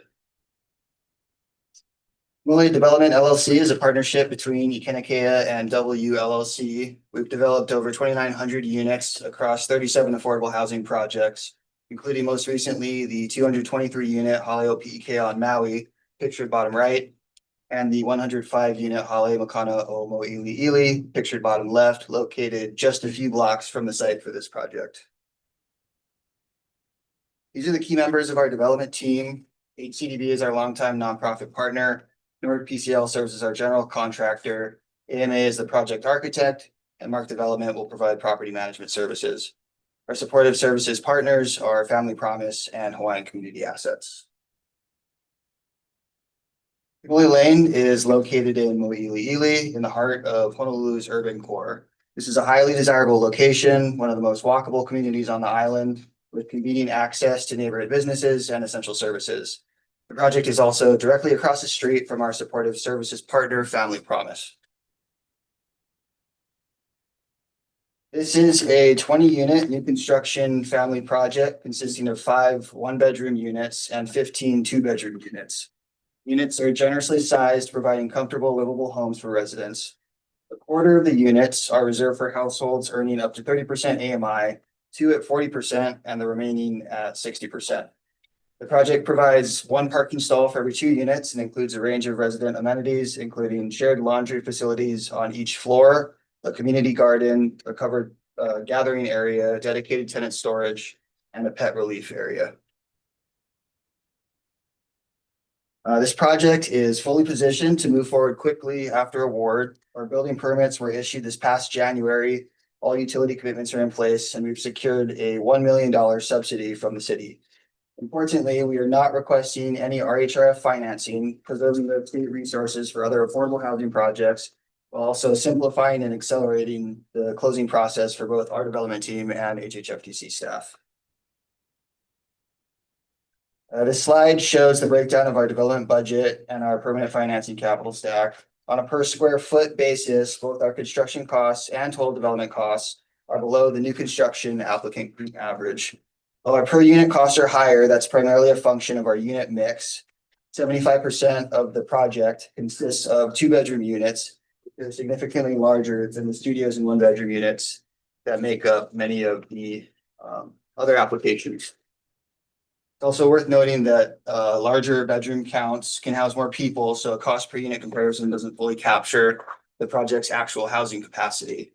Looking at cost per square foot provides a more meaningful comparison, and by that measure, the project costs are below average. For permanent financing, we were able to lower our requested annual credit to about $1.48 million, which generates roughly $15.87 million in equity. The balance is covered by the city subsidy, a bank loan, and deferral of about a quarter of our developer fee. And again, no RHRF financing is being requested. Because our building permits are already in hand, we expect to close on financing towards the end of this year. As a smaller project with a short 13-month construction schedule, we anticipate substantial completion by the end of next year, followed by a quick lease up, given the project's desirable location and unit mix, likely achieving 100% occupancy well in advance of the May 2028 date. From award to occupancy, this project is positioned to be one of the first projects in this funding round to deliver new affordable homes to Hawaii families. Thank you again for the opportunity to present Kamilele Apartments. We're happy to answer any questions at this time. Yeah, I have a question. For the special needs housing, it says 10% of units will be set aside for special needs housing. Can you elaborate on what that means in practice? I think Wei can help speak to that if she's on. Yeah, I'm on. Hello, can you folks hear me? Yes, please go ahead. Okay. Hi, I'm Wei. Sorry I couldn't be there in person today. We have a special family gathering that happened at the same time. But we do have 10% of our units set aside for special needs. Special needs are broadly defined here, but with our community partner, Family Promise of Hawaii, located directly across the street, our plan is to first offer those units to Family Promises clients, families that they work with who are transitioning out of some of their rapid rehousing and other programs, families that they continue to work with for counseling and such, but are ready for more permanent, stable housing. And are those units any different from the rest of the units? No. Great, thank you. Any other questions? None, we will move on to the presentation. Thank you. Thank you.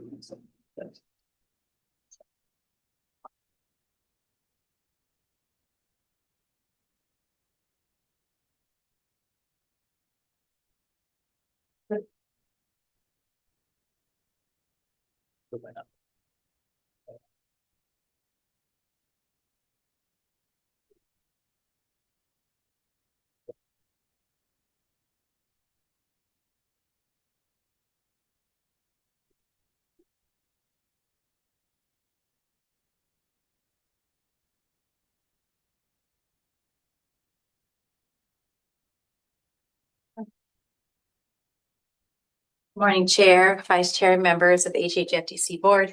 My name is Makani Maeva, and I'm the president of the AHE Group. I am pleased to present 614 Wailepo to you.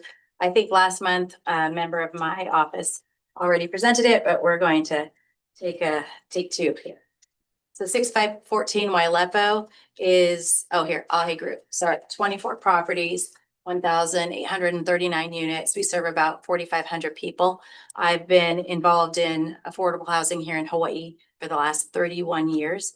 We have extensive experience, and we're sort of a small group of dedicated women and one guy named Keith in Kailua.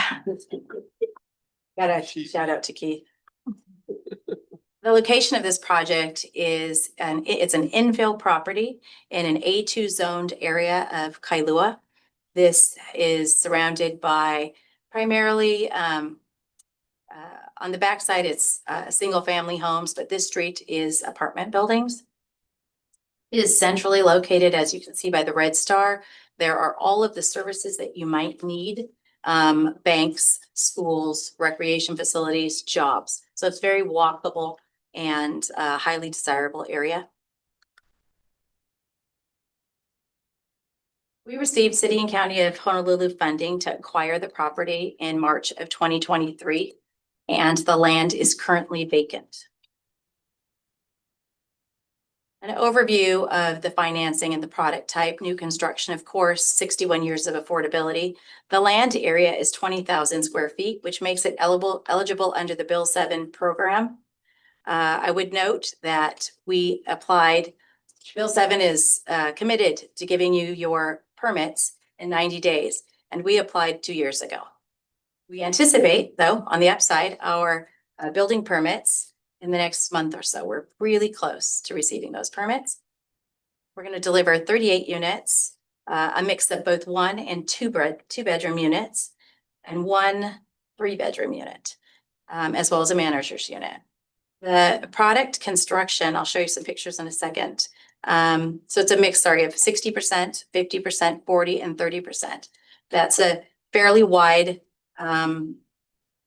target group, but really is speaking to the allocation plan and the desired units under the allocation plan in terms of affordability. So here's a picture of the project that we'll be delivering. It is estimated to be completed, permits, we say in the third quarter of 2026. I actually think it's going to be sooner because we are very, very close.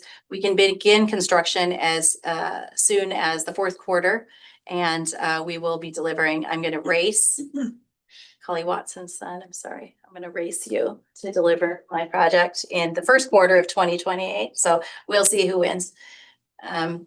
4 units, of course, are set aside for families at risk of homelessness. We also work with Family Promise and are taking residents who have been qualified and will have social service support to move towards permanent housing. Here's another view of the building, and I am available for any questions if you have. Board members, questions? Yeah, hi. Hi. So, last board meeting, I kind of made a stink of the project, and the reason is, it's cost per unit is $976,000, and if you take the GET exemption on construction, that pushes it up above $1 million. Has the highest total development costs of all the applicants. One of the highest construction costs and the highest vertical construction cost. So, one of the things that's like kind of frustrating as a board member, we ask, what's driving all these costs? Yeah. The staff doesn't really have a handle on it. So I want to know what's driving these costs. Well, first of all, I agree with you. And anybody who's renovated their bathroom agrees with you. It costs too much to do everything. I want to give you a little bit of a framework. When we're building affordable housing and we're building 9% deals, of course, we have the time constraints, but we also have, we're paying prevailing wage. We have certified payroll. We have a deadline to deliver this. We go out to multiple contractors. We get, sort of preliminary bids.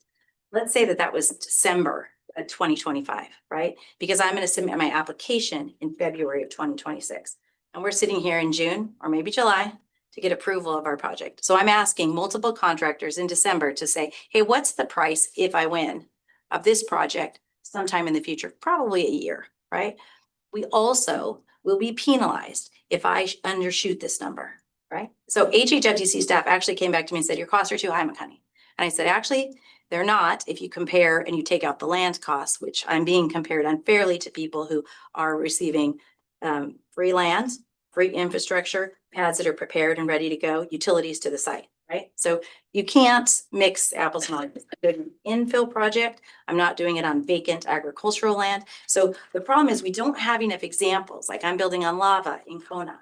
I'm building an infill. I'm building in Kapolei on completely, empty lots that are ready to go. So I have these various circumstances, and you're looking at projects have various circumstances. And then I go out to contractors, 1, 2, 3.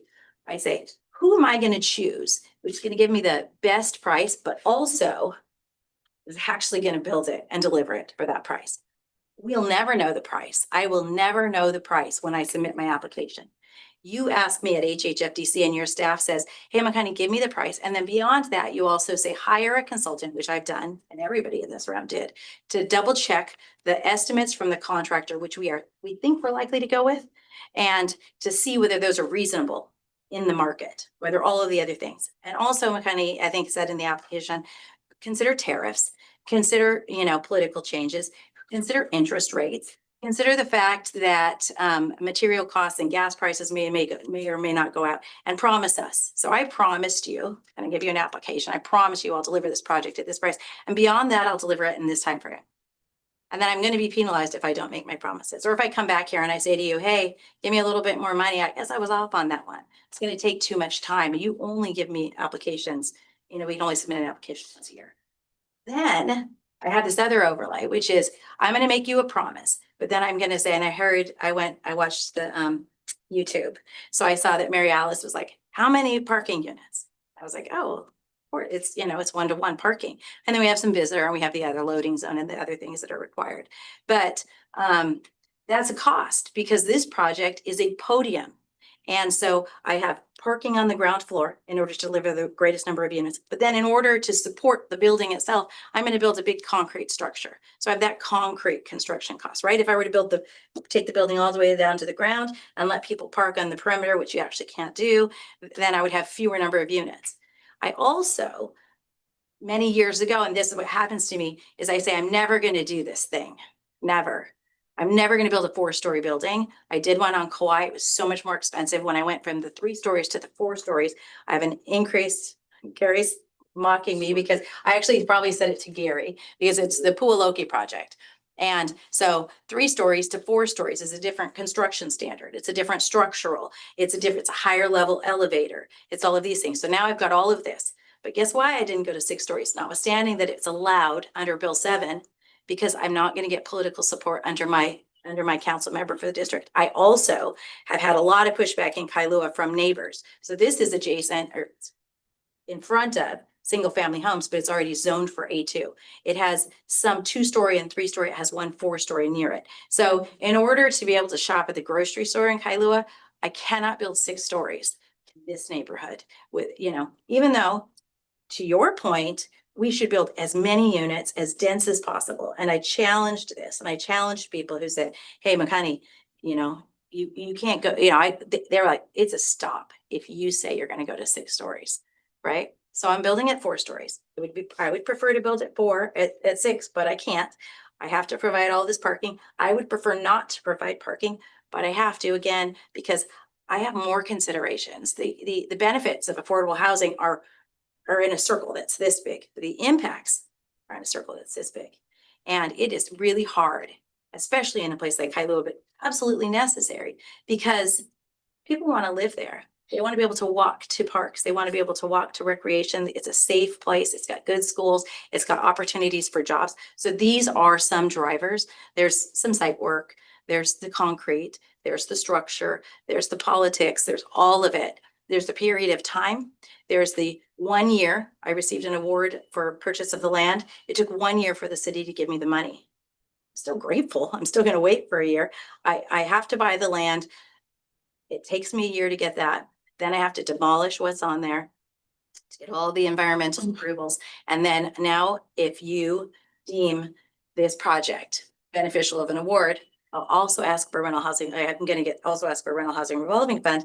That will take you 6 months to process that loan program, right? And so now I'm asking a contractor to deliver way in advance. I don't come back to you as a developer. I've come back 1 time, and it was not for more money. I came back because I didn't make my bond test on Kuakini Heights. So it was a 30% bond test. Then the Build-A-Bear big, beautiful bill changed it to a 30% test. And so I didn't even need to come to you. But when I did come to you, somebody took a bite out of my project. We're still building that project. But so I make it a policy not to come and ask for anything else. I make it a policy to deliver. On 330 Ku'ule, which is currently under construction. So these are the first 2 affordable housing projects in Kailua in 34, 35 years, right? There's real resistance there. But on that project, I promised I would deliver at a price. I had to go out to four, after you gave me an award, I went out to 4 contractors. It was very difficult to get somebody to build it. I finally got somebody at a price that makes the deal work. But you know what? It should have been delivered in May and we're here in July. It's delayed. One of the subcontractors that they relied upon went bankrupt. I can go. Eco didn't deliver my permanent power. I mean, I can just go on and on and on. I am being evaluated on 23 criteria when I submit my application to you. Project readiness is 30% of the overall score of the winners, right? I've invested millions of dollars in the process thus far, and I'm delivering something that I believe, and every time people ask me comments about the allocation plan, I say, what policy goals are you trying to serve?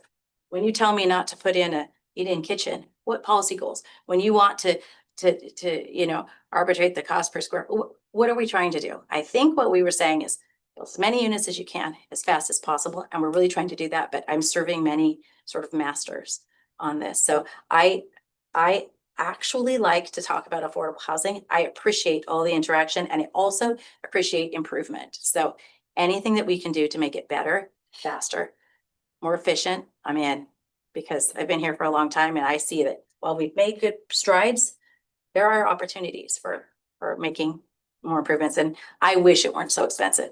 I also want to just point out that I'm not the contractor. We ask, go out to the market and the market, delivers. The contractor is limited to a certain amount of profit and overhead, and that is in the program. So sometimes that might not be the most attractive to all the contractors. I do have, if you want more specifics with regard to, I don't know, steel costs or siding or windows or wood, I do have Jason, who I always say Jason Toon, but Jason Vaughn with Unlimited here, who's the contractor who we are going to likely build this project with. But we're not under contract yet because we haven't been awarded, so we haven't gotten any sub bids. So please don't beat on him too much. Let's, want to work with me. Yeah. Just a question. You have probably one of the higher scores for energy efficiency, green building, and I think tenant services and amenity. Do you feel like the QAP is kind of incentivizing or having you make extra costs? Is that because you get more points for it? Is that Okay, so the QAP is incentivizing making these kind of green energy and social service improvements because it's trying to speak to the user, to the tenant, speaking to the people who live here. The second highest expense for these residents, besides their rent, is their utilities. So anything we can do, and we are sort of leaders on this, anything we can do, photovoltaic panels, batteries, anything that we can do to reduce water, to add, extra coating on the windows to reduce heat gain, lighter roofs. We're in because if they are more stable, the project is more stable, we're providing a safe, affordable, decent place for them to live. So yes, sometimes it costs a bit more, but sometimes it can also improve your operating efficiencies because if the tenants can stay there and they can actually pay their rent, they're not moving out. I'm not doing a bunch of repairs and maintenance. So yes, again, it's a balancing act there. And if you told me I have to find some specialized insulation that costs a gajillion dollars and is only manufactured in Bangladesh, I would say, let's hold the prices there. Is that serving our tenants? Because it's 10 times more expensive. But in general, as we've moved through construction practices and products, we see that building green is actually about sort of a thoughtful approach to what your choice is. and I appreciate that. And I bring it up only because I think it'll be super helpful when coming in that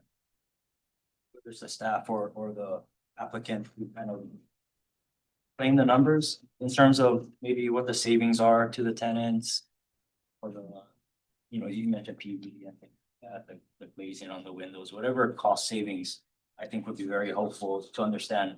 You have a higher cost up front, but the long term will be saving over the years.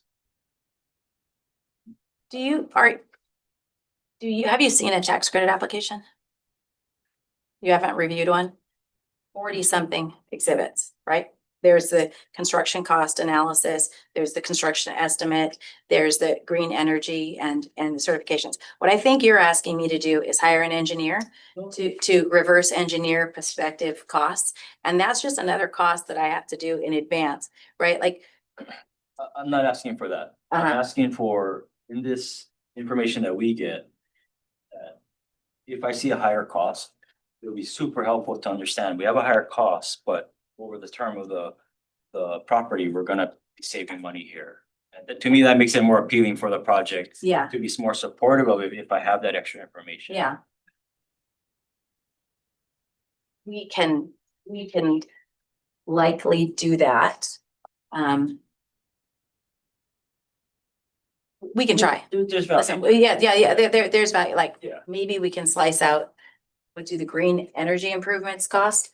I mean, there's a lot of sort of comparison, and again, we haven't big out those things, but they are beneficial to the tenants, and sometimes it's not savings for me, it's savings that the tenant, avoidance of cost for the residents. Again, really just trying to understand the scoring, and if the total costs are going up, right, how does that affect the leveraging, right? Because you have the higher score, a higher score for the leveraging as well. So if in general, we're pushing total cost to be higher, it just helps us to understand it better, I think, to understand how the scoring is coming out and the reasoning behind it. And again, for the balance, right, you're looking for all types of different product types, but I just would find it very helpful to have a reason for the higher cost and have a bigger picture. Yeah, I'm always wondering why it costs so much. So, I agree. so just as I'm listening to you, the project specific costs that are driving this higher, the structure, Yeah, the political limitations, correct. is there anything else? Probably the parking. The part in the park. Yeah. Any other questions? That we will.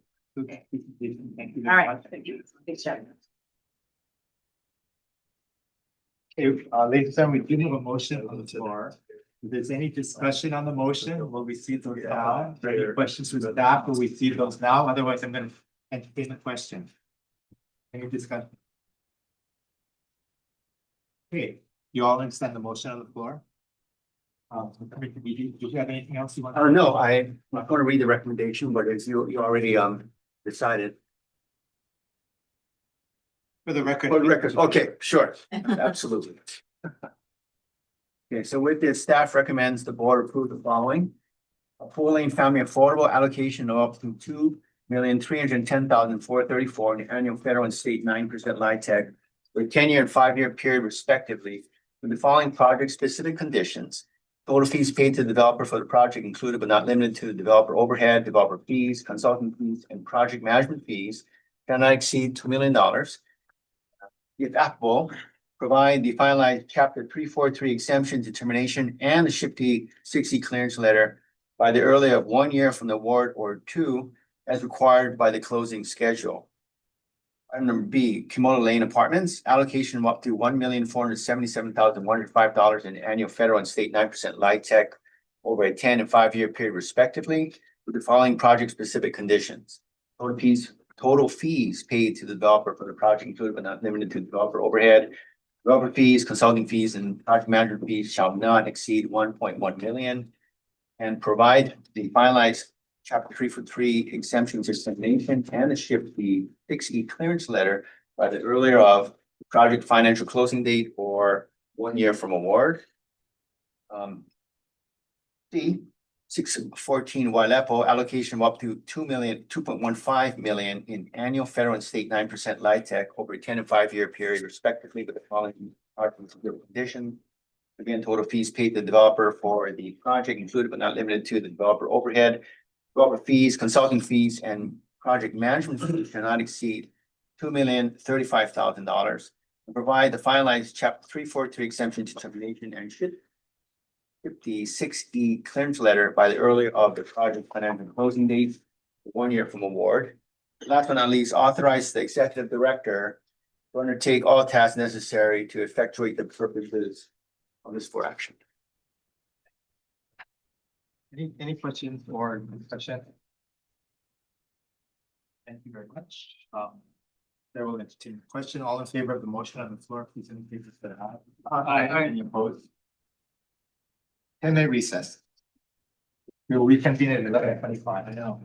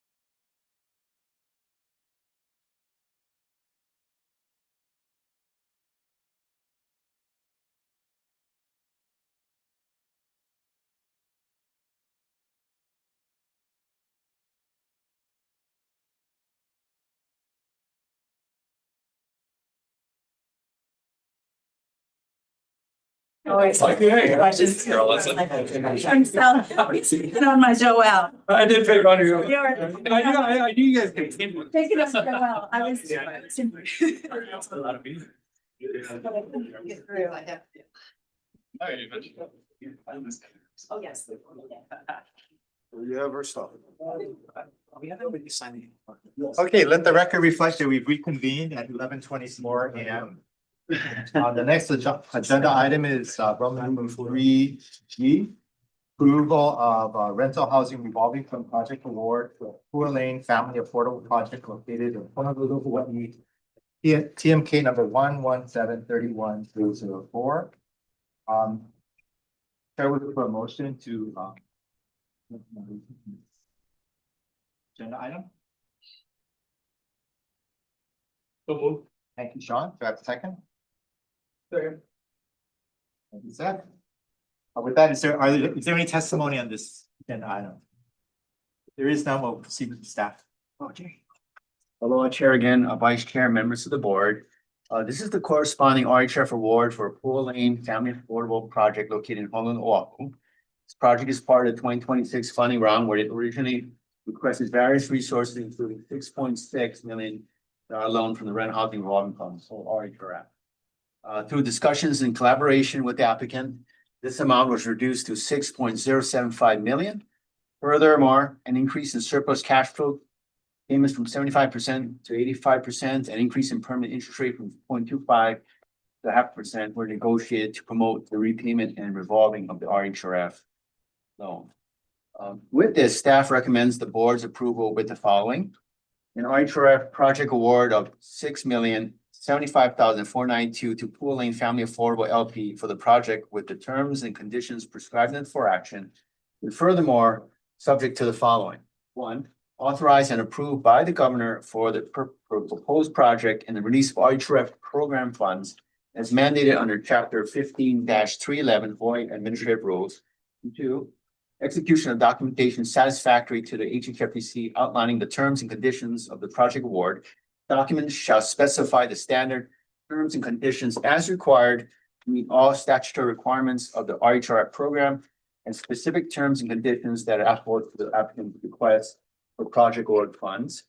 Three, completion of all documentation necessary and required to secure the release of RHRF funds. Four, certification of the applicant to comply with all applicable statutory and program requirements included but not limited to chapter 343, 103D, and 104, section 103-50 for revised statute or HRS as may be related to the use of state funds. Five, total fees paid to the developer for the project included but not limited to developer overhead, developer fees, consulting fees, and project management fees do not exceed the amount indicated in an consolidated application and in this for action. Six, land acquisition shall be no greater than $4,488,000. Seven, availability of RHRF program funds. And finally, authorize the executive director to undertake all tasks necessary to effectuate the purposes of this for action. Thank you, Ms. Rita. Board members, we have a motion on the floor. Is there any discussion or should we staff? There are none. We'll entertain the question. All in favor of the motion, please indicate by saying aye. Aye. Thank you. Opposed? Thank you. Move on. Next item is Roman number 3, item H. Approval of a rental housing revolving fund project for the 614 Wailepo project located in Kailua, Oahu, TMK number 114359095.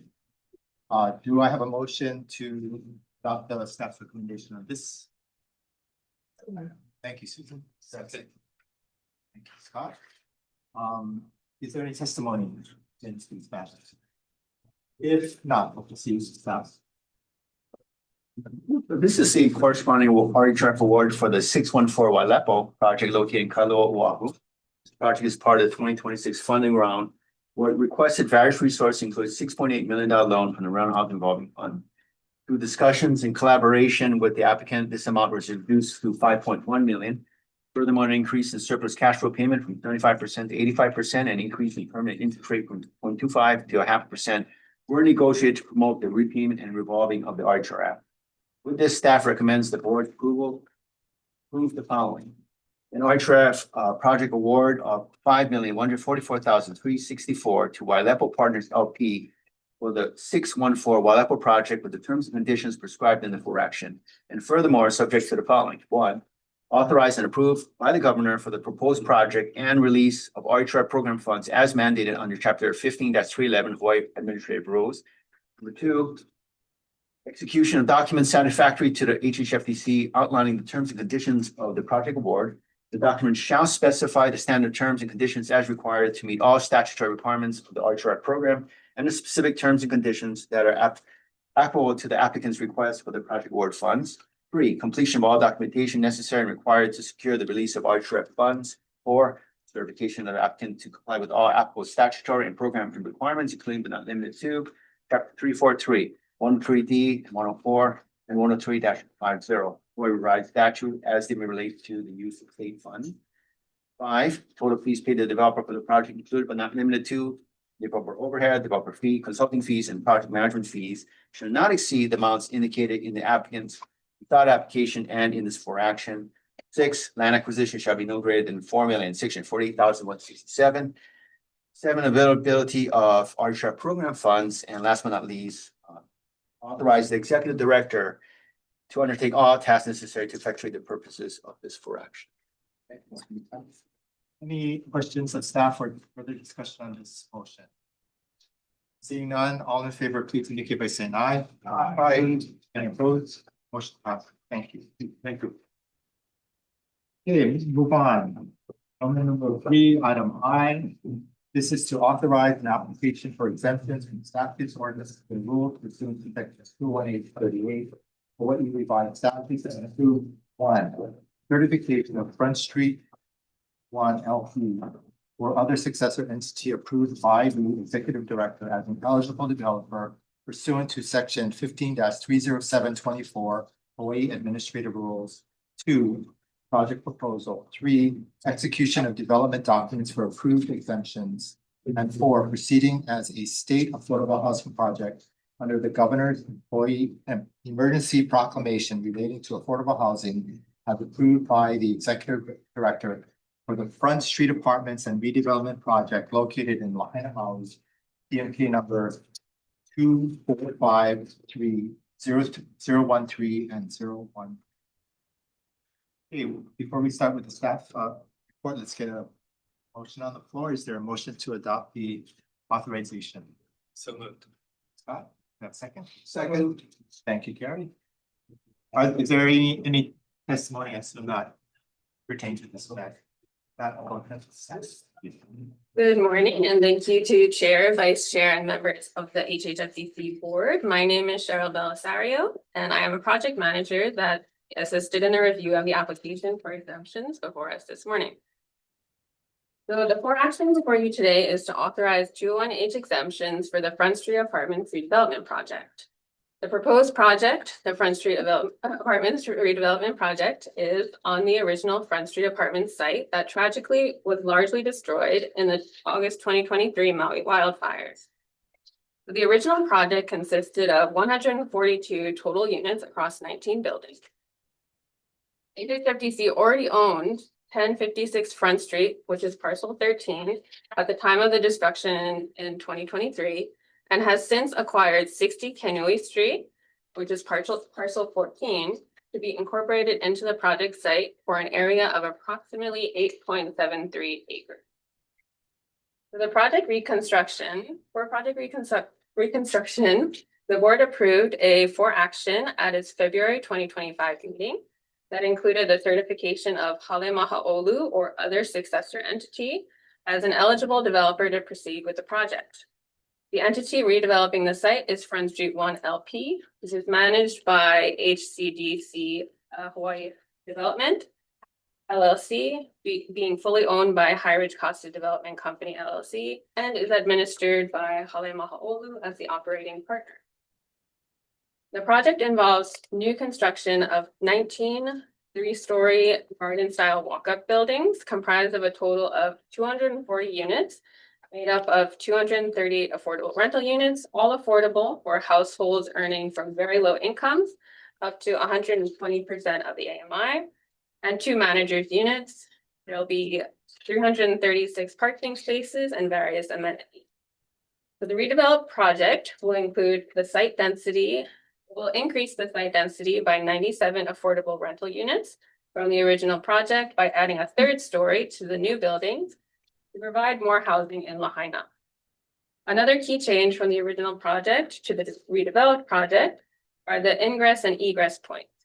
So the original project had only one ingress and egress point on Kanui Street, while the redevelopment project includes an entry and exit point for regular use on both Kanui Street and an additional one on Front Street, plus an exit point through the neighboring Lahaina surf property for emergency purposes.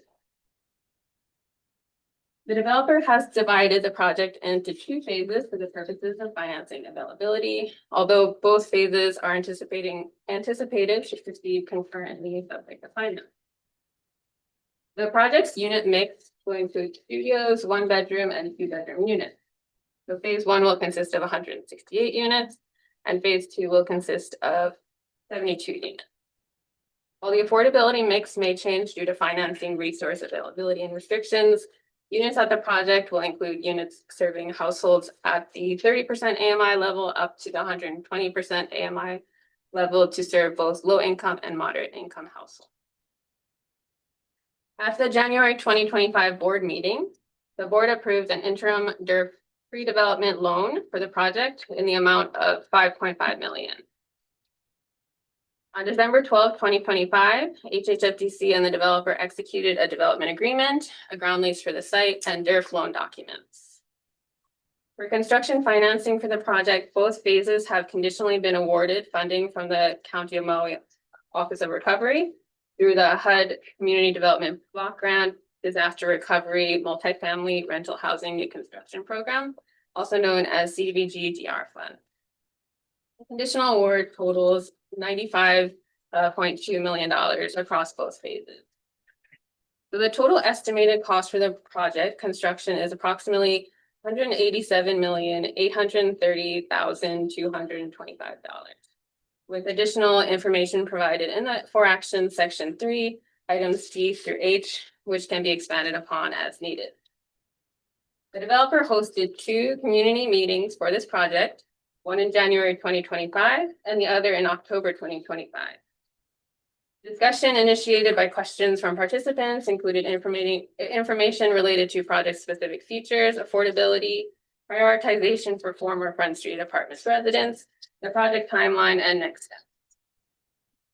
In January 2026, the developer submitted a request to HHFDC for approval of certain exemptions from statutes, ordinances, and rules for the project pursuant to section 201H-38 Hawaii Revised Statute. HHFDC formally accepted the application in April 2026 and requested for the developer to reach out to stakeholder agencies and elected officials for review and comment with the list of stakeholders in Exhibit G of this for action. A total of 8 communications regarding the 201H application were received during the 30-day comment period, which are summarized in Exhibit J. Response letters from the developer were distributed to commenters and mid-June. The developer requests 14 exemptions from specific requirements within Maui County Code, which are listed in Exhibit 8. The requested exemptions included a few exemptions from fees and charges, including the permit fees and plan review and inspection fees, as well as several planning, zoning, and other exemptions, including but not limited to allowing apartment dwellings in the small portion of the site zoned R2 residential, exemptions from certain development standards to maximize use of the site, flexibility in landscaping, planting, and street trees and parking regulations, and an exemption from undergrounding utility improvements. The developer also has requested for 3 statutes suspensions, which can be found in Exhibit I pursuant to the governor's emergency proclamation relating to affordable housing, with the most current proclamation being the 19th emergency proclamation signed by the governor on May 14th, 2026, attached as Exhibit K. Suspensions requested under the emergency proclamation relate to impact fees for wastewater connection and park dedication and school impact fees, as well as suspension of section 201H-38A1C Hawaii revised statutes, which enables the 201H exemptions to be approved by the director of the planning department instead of by the county council.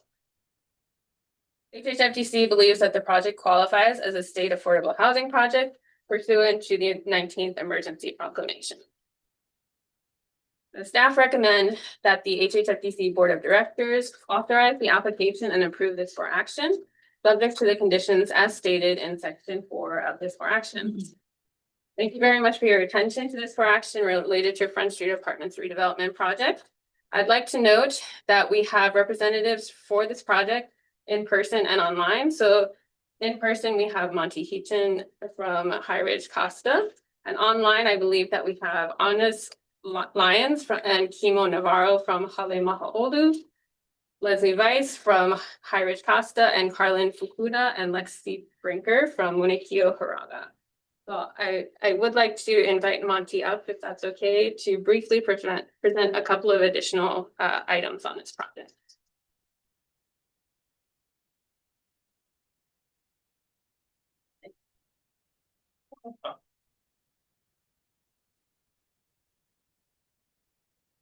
Good afternoon, well, almost afternoon, members of the board.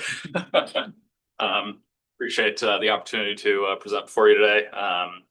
And as always, HHFDC staff does most of my talking for me, so I'll try to keep this brief. As Cheryl mentioned, we are presenting for you today, Front Street Apartments, a kind of a new version in following the Maui County fire, or the Lahaina fires, I should say.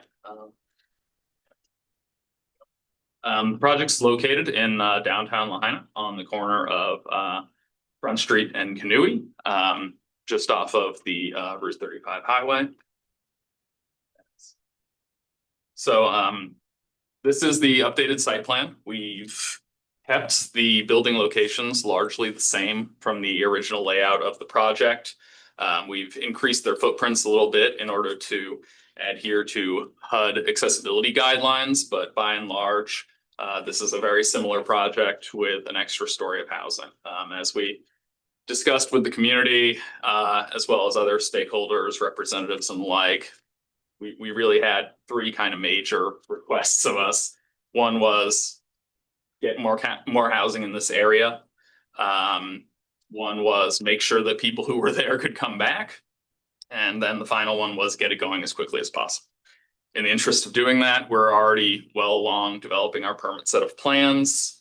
And we've really sized and kind of positioned the affordability of the project in order to really hit those goals.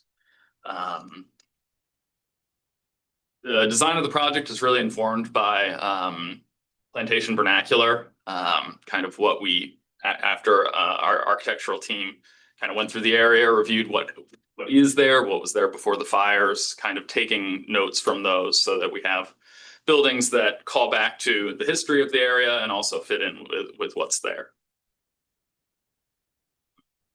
The central island of the site plan, if you will, is where we'll have most of our community areas, clubhouse, which will be larger than the original project, tot lot for keiki, as well as an area for pets.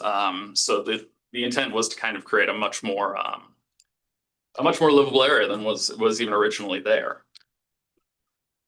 I think we've done a pretty good job of that with the current plan. Renderings.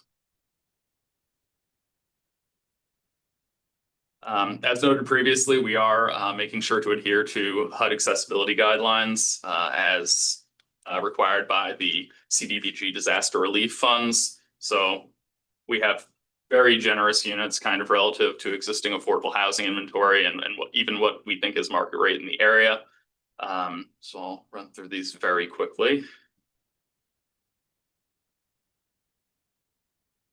So as I mentioned earlier, one of the big comments that we got going in was people who lived here originally should be able to come back. And we heard that a lot of those folks have, on a good note, done quite well for themselves, but also have increased their income just by virtue of the fact that they have to work multiple jobs to, maintain their standard of living. So in order to kind of hit the dual goals of making sure we have affordable housing and also allowing just general folks to come back to the project. We have a very wide range of incomes here, ranging from, you know, $31,000 for an individual at 30% AMI, all the way up to $177,600 for a family of four, potentially living in a 2-bedroom. Again, very wide range of potential rental rates at the project. We're looking at potentially condensing down the 120% AMI units in order to make sure, again, that we're allowing people to live here in a way that they can afford. But we haven't made any solid determinations yet. We'll continue to discuss that with HHFDC staff as the project moves forward. This is the unit mix presented in the 201H. We are still playing around with this as we, you know, look at potential financing options. Our original submission considered the inclusion of Tier 2 RHRF, which, as the board is aware, is not exactly forthcoming at the moment. So we're currently looking at pivoting to potentially a 4% and a 9% for phases 1 and 2.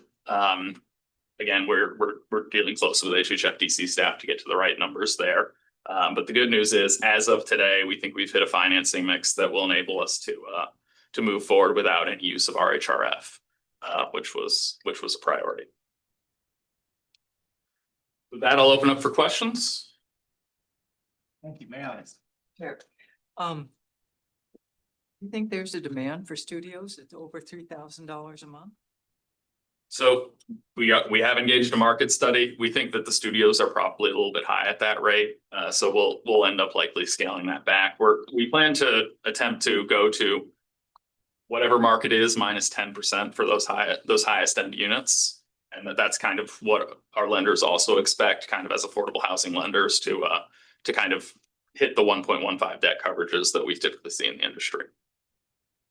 If you aren't able to rent the studios, for instance, at for families making 120% AMI at that rate, what does that do to your pro forma? So our current underwriting maintains essentially the highest rent level at 100% AMI, and even that we've scaled back a little bit. So we feel pretty comfortable that with our current underwriting, you know, if that were to occur, we wouldn't need to come back for additional funding. Yeah. Clarification, one of the objectives of having the higher AMI limits was, as Monty mentioned, there are many residents who lived there previously who now have higher incomes because they have to work multiple jobs to stay on Maui. So previously they may have been 60% AMI households, now they're at 100% AMI. So it's to allow those households to come back to the project. We're not necessarily going to charge the whole 120% AMI rent. That's why we asked Howard Casa to look at it at 100% AMI, the pro forma. Thank you. Actually, that's reassuring, because I'm looking at those rents and thinking, yikes. Thank you. Thank you, Gary. Yeah, in the 4 action, HHFDC, one of its findings, number 1 says the project primarily includes housing units affordable to households with incomes at or below 140% of the AMI. Well, I'm just trying to reconcile that with what you're I presenting. think that's the programmatic 201H requirement, and that's why. Okay. There's 2 manager units. Yeah, I'm asking that too in light of the, and congratulations on the additional commitments of CDBG disaster recovery funds. But I know also disaster relief funds oftentimes come with waivers that can waive income limits. So I'm just asking you, as far as how you're programming this project, if there will be any units above 140. So no, the reason that we kept it to 120 is that on Maui County, in order to receive your property tax exemption, you basically can't be above 120. So you have to have 33%, I believe, at 120, 33 at 100, and 33 at 80. So we had to kind of thread that needle to get there. Any other questions? For the record, Ms. Belisari, have you already read the recommendation? Yes. You have. Okay. So everyone understands the motion and the recommendation of the staff. If there is further discussion, we'll receive that now. Otherwise, we'll go to the question. No discussion, all in favor of the motion, please indicate by saying aye. Aye. No opposed? Thank you. Okay. Item J. Approval of modifications to the previously granted exemptions from statutes, ordinance, and rules of 201H 30 statute regarding exemptions from the Hawaii Community Development Authority's Malka area rules for the Pohukaina Commons mixed-use project located at 690 Pohukaina Street in Kaka'ako, Oahu, TMK number 121-51047. Before you begin, board, may I have a motion to adopt the staff's report? Thank you. Second. Thank you, Gary. Any testimony? Chair, Vice Chair, members of the board. I'm Cameron Lowry of the Development Section, and I assisted in the preparation of this for action. And apologies in advance for all the dates in this for action as we work through the project chronology of this request. On April 13th, 2022, the board approved an application for exemptions from statutes, ordinance, and rules pursuant to section 201H-38 revised statutes for the Pohukaina Commons project, formerly known as 690 Pohukaina. For action dated April 15, 2023 is attached as exhibit C. A letter dated March 15, 2023, as an agency consulted for review of the 201H application. The Hawaii Community Development Authority provided comments on the project, noting the provision of much needed housing in the affordable housing in the Kaka'ako Community Development District, but expressing certain reservations about project design elements. By way of a second response letter dated March 31st, 2023, HCDA noted efforts to address provided comments and concerns through design refinements and modified exemption requests, and requested updates from the developer and continued consideration of concerns and design preferences as the project advanced and as design evolved. So subsequent to approval of the 201H exemptions, on March 26, 2024, the developer submitted requested revised designs and additional exhibits to HCDA and began a consultation process of redesign refinements, mostly focused on conformance with the Malka area rules, MAR requirements, and overall vision. On December 4th, 2025, the developer provided further design refinements, updated exemption lists, updated drawings, and which were reviewed with CDA at meetings, which drove a further round of and design refinements and review, culminating in a final submittal for consideration on March 2nd, 2026. By letter dated May 1st, 2026, HCDA reiterated support for the project, offered support for the modifications to the 201H exemptions list as currently proposed and listed in this for action. Throughout the consultation process, HCDA had previously expressed concerns about granting certain exemptions relating to building frontage occupancy, increased build to line, increased screening for parking and transformers, and the proposed 8-foot fence on Pohukaina and Keawe Street. However, HCDA did articulate a recognition that design had been accommodated wherever possible, these kind of design considerations. So it's worth having a slightly more in-depth discussion on the relationship between the negotiated design refinements and the requested MAR exemptions under consideration, and how the developer was overall able to improve the overall relationship between the project and the surrounding streetscape. Relating to exemption requests number 9 and 10, and please see Exhibit F for a full listing of requested exemptions. The developer is requesting exemptions that have less than 60% frontage occupancy and exceed the build-to lines of 10 feet along Pohukaina Street and 5 feet along Keawe Street. Along Pohukaina Street, the proposed structures are approximately 54 to 59 feet back from the sidewalk. Along Keawe Street, the proposed build-to line is approximately 23 feet from the edge of the sidewalk. These exemption requests are being mitigated by additional features to promote the activation of both Pohukaina Street and Keawe Street, including the provision of additional seating, additional benches and enhanced plaza design.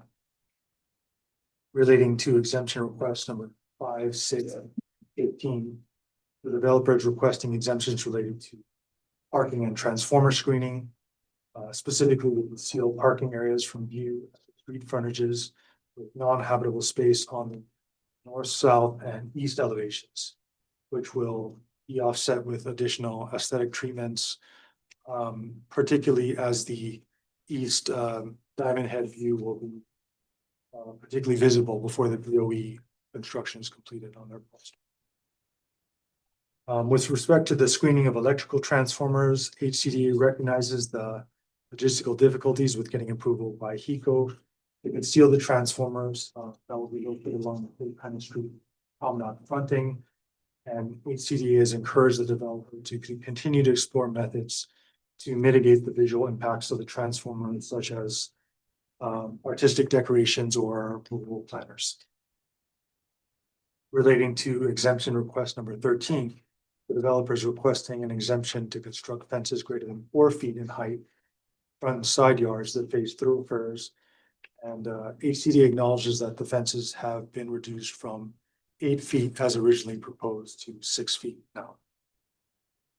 It's also worth noting that HCDA recognizes that the previous HHFDC and Honolulu City Council approvals were based on the November 1st, 2011 version of the MAR time of approval, and that subsequent amendments to the MAR took effect on January 13th, 2025 and January 23rd, 2026. However, despite some definitional shifts and changes in other requirements, they do note that aligns with the intention of the MAR as currently configured. On May 14th, 2026, the developer submitted to HHFDC a request to modify the approved exemption list by replacing the MAR specific section of the exemptions with the exemptions list as currently proposed. And it should be clarified here, there are no requested amendments with respect to city application fees, infrastructure and public work fees, fire department plan review fees, or board of water supply fees as authorized in resolution 23-83 CD1, which remain as approved. The developer also offered some additional context to some of the requested exemptions as they were driven in part by the April 2024 determination by HECO that the existing electrical infrastructure at the Ivale substations had reached maximum capacity, that the project would be required to absorb the cost of bringing new electrical lines to the site. This directly led to the relocation of the project's electrical switchgear vaults, one serving phase 1 and one serving phase 2, to along Ho'okaina Street. The previous design had located the phase 2 vault on Kiabe Street, with one vault on. And relocating the vaults required HECO approval on the site and the siting of the vaults and to provide suitable access to HECO. And the approval process took approximately 1 year. And the relocation also necessitated redesign of the project's electrical, civil, and landscape drawings, which in essence necessitated some of these revisions. And that's reflected in these additional MAR exemption requests. The updated exemption list balances iterative design refinements, addressing HCDA concerns with ongoing efforts to maintain compliance with MAR requirements. And the updated list introduces several new exemptions, removes those no longer applicable where any requirements that have met, and reflects amendments to the approved exemption language. And it can be seen as a red line comparison to what was originally approved in Exhibit G. No other amendments are requested to the developer's 218H application, project proposal, or exemptions. Project proposal continues to meet the requirements of the chapter HRS and the HAR as previously approved. None of the exemptions recommended for approval affect health and safety, they contravene any safety standards, tariffs, or rates and fees of the approved by the Public Utilities Commission or the various boards of water supply. The project and its proposed exemptions from statutes, ordinance, charter provisions, and rules may be approved with modifications or disproved by the legislative body, county, the project is located within 45 days, provided the legislative body shall not impose stricter conditions or stricter income requirements or reduce fee areas that will increase the cost of the project beyond those approved by the corporation. Resolution 23-83 CD1 was adopted on June 7th, 2023. And that included a provision that the resolution is null and void unless construction of phase 1 of the project commenced within 48 months at the effective date of the resolution, which is June 7th, 2027. So the project has experienced significant delays, including the eco-related delays that have been noted. And it's compromised the project's ability to meet this requirement. And so if this 4 action is approved, the board will include a extension of the deadline for construction commencement as part of the transmittal package to the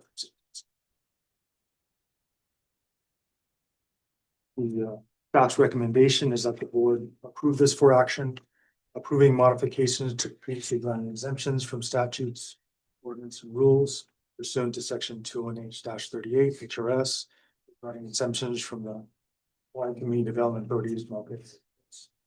And if the board has any questions or would like more in-depth clarification on the deviation, for example, from the originally approved rules to what is currently being proposed, the development team is available for further comment. Board. Yes. Thank you, Chair. And it appears that, so the Mauka area rule for HCDA, so there are exemptions from that, and then that shifts exemptions to 201H, and this board is responsible for the moving exemptions to 201H. As HCDA, there was a lot to take in there. Oh, excuse me. So they've clarified that they're fully supporting the 201H modifications as proposed.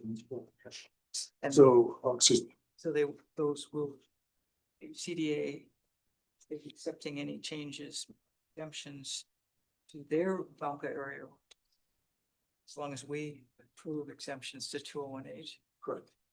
So they're fully support of the kind of design refinements and reconfiguration as has been negotiated. Here, at this time, I'd like to disclose that I'm sitting on the HCDA board, so don't have any command. Interest in either of these, of this project or in anything that relates to, but I did want to just note that for the record. Thank you. Any other questions? I'll address Mariel, next question. Hi, I'm Albert Palmer, Development Section Chief here. So we through the 201H-38 process, we approved exemptions from city laws, rules, and also HCDA Mauka area rules. So this is only updating the exemptions to the HCDA Mauka area rules. But HCDA board does not need to separately approve this after we do, just the city council. So this board has approval of exemptions. Okay. That's very efficient. For exempting the project from the MOCA. So we're not changing the MOCA area rule. Yeah, no. We're just exempting this project from certain provisions of the rules. Very efficient. What provisions are we exempting again? They're all listed in exhibit. Sorry, exhibit G and F. Give me the big ones. Again, the big ones would be those building frontage occupancy that we mentioned, the 60%. Build 2 lines. Again, basically, HCDA was highlighting the ones that were kind of most important to them, which were mostly refinements to what was originally approved and kind of an ongoing discussion, negotiation, design refinements. So things like the screening of the transformers and so again, it's not the bird configuration, but they have accommodated where possible. And the development team can speak to some more of the specifics of the negotiation, but otherwise it was very small adjustments, things like 6 inches in one design line from another, and other, again, refinements that were based on or driven by the required HECO infrastructure improvements that required the relocation of the vaults and other design elements. So some of these were simply to accommodate those new redesigns. Any other questions? Yeah, no, go on. Good, everybody good? I have one question. Yes, go ahead. It says that this also incorporates an extension to the 4-year deadline. We cannot, it's not our purview to create an extension to the deadline, but we'll include a recommendation on an extension to the deadline as part of our transmittal package. So it's kind of a tricky situation. With that, if there are no other questions, we'll go ahead and entertain the question on the vote.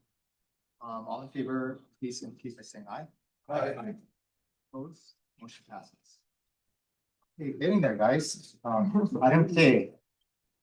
Amend the approval of revised ordinances of Honolulu Chapter 32 Affordable Rental Housing Program, certification for exemption from federal excise taxes and or use taxes as a government assistance program under Hawaii Revised Statute Section 237-29 and 201H-3682 and Hawaii Administrative Rules Section 15-306-2. Before we begin, is there a motion to adopt the recommendation of the staff? So moved. Thank you, Garrett. Do I have a second? I'll second. Susan, any testimony? Good morning, Chair, Vice Chair, and members of the board. I am Heather Murakami. I'm a housing development specialist in the development branch. And I'm here to present this agenda item, Roman numeral 3K, which seeks approval to amend a previous board action relating to the City and County of Honolulu's revised ordinances of Honolulu Chapter 32 Affordable Rental Housing Program. These are known as Bill 7 projects, which this board previously approved as a government assistance program. In December 2023, this board approved Bill 7 projects as a government assistance program, and this for action is attached as Exhibit A. General excise tax exemption can be certified for the income earned by contractors on the project's construction and or the annual affordable rental income. These are two similar yet different income streams for a construction project. In the first scenario, certifying exemption from income earned from construction, Hawaii Revised Statute Section 104-2 requires every laborer and mechanic performing work on the job site to be paid at the prevailing wage set by the State Department of Labor and Industrial Relations. Many Bill 7 projects do not construct their buildings using prevailing wages because the smaller size and scope of the projects do not lend themselves to the higher wage rate. However, upon completion of the projects, these same Bill 7 developers are seeking general excise tax exemption only for the annual affordable rental income that they earn from leasing. So in the second scenario, this annual affordable rental income can be certified by us, HHFDC, since the applicable prevailing wage and hour statutes, HRS Chapter 104, Section 2, and HRS Chapter 103, Section 55, do not apply to the leasing of rental units and the subsequent income generated for the developer. We note that Bill 7 projects have a 15-year minimum term of affordability under ROH Chapter 32. And any project seeking GET exemption would have to execute a declaration of restrictive covenants and conditions with us, agreeing to a 30-year minimum term, because that is our term for a new construction project.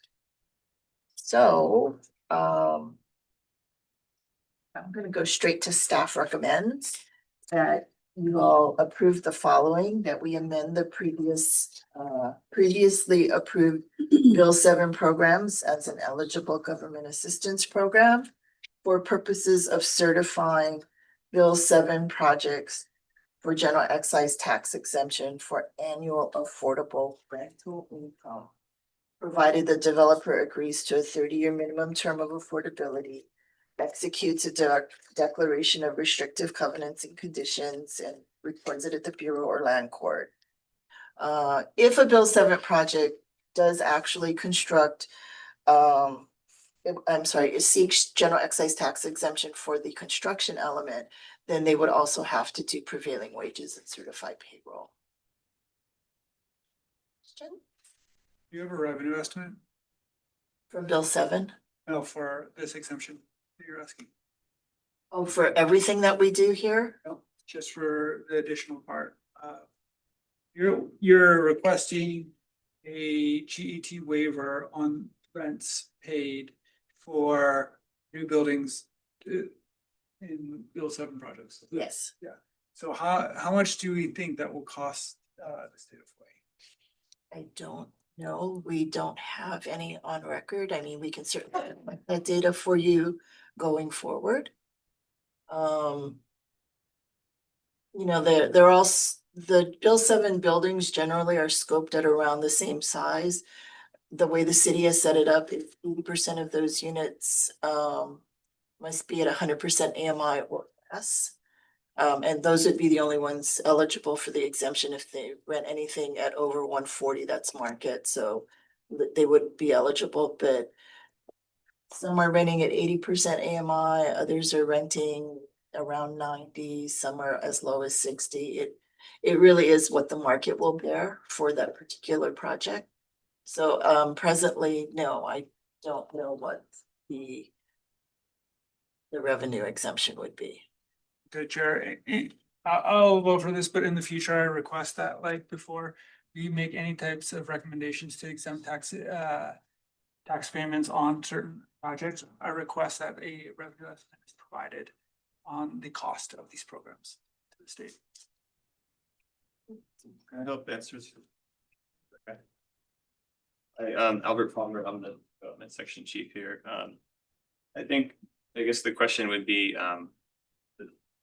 the Bill 7 projects, I think we've had maybe at least 4 inquiries so far. And these are smaller projects, usually 25, 20 to, I think the largest is 35 units. For the annual rental income, we could estimate, okay, approximately here, rent per unit, 4.712%. On the projects that have inquired so far. I don't know if we can estimate how many projects would have been incentivized to use wage and hour in order to get the GET without this approval. But we could try to estimate like what the, how many projects like on a year basis. Yeah, you could do that, and if you need any help, I can introduce you to the tax research and planning office. That should be able to help. Chair, just a couple clarifications. Is this amendment to introduce a new exemption or to allow the option of what they want to exempt? So the December 2023 for action that this board passed kind of blanketly said, yes, Bill 7 projects are a government assistance program. That's one of the things this board can do is, take programs outside of our toolkit and certify them as a government assistance program. And that particular for action said Bill 7. But because most Bill 7 projects don't build with wage and hour, not too many people utilized it. But then they said, hey, we're done. Can we get the annual rental income? Which for the one project that's been the most complete and document ready, I can probably say that we probably pull in about $1 million of rental income, so they're looking at 45,000 of exemption Per month or per year? per year. Yeah, no, not per month. And so it's not really a new exemption as much as it's trying to clarify that there's 2 roads to getting and general excise tax exemption on affordable rentals. One is at the construction phase, which isn't being heavily utilized by Bill 7 developers, and one is at kind of this ongoing annual rental income phase. Does that answer what you're looking for? And so the reason we're amending the previous for action is because the recommendation read that for all chapter 32 projects, the executive director is authorized to certify the G37s subject to, and one of the things was compliance with wage and hour. So this is amending, saying, okay, because we did consult with our deputy AGs about the question of, but is it allowable for them to get the GET on rental only without wage and hour? So this is amending the authorization for the ED from the previous for action to say, okay, if they're only seeking rental and not construction, he's authorized to certify those for without the wage and hour. Theoretically, they could already claim it. They can claim it if they do wage and hour. Apparently, yes. Yeah. And then is this already covered by the emergency proclamation? No. There was a bill this year that I didn't check if it was signed. I believe it takes effect on January 1st. That will statutorily authorize this. I believe it may also reduce the required compliance period to 15 years. So we'll have to address that in the future as well. Any other questions here? Not, we will go ahead and entertain the motion on the floor, which is basically adoption of the recommendation as described. Discussion none. All in favor, please indicate by saying aye. Aye. Opposed? Okay, last item under Roman numeral 3, discussion on proposed amendments to the bylaws of the HHFDC. No motion required. Ask for the record of any testimony in the matter. Go ahead. Wakako, Chair Chun and Vice Chair Kunz and members of the board, Douglas Lay, Executive Assistant for the agency.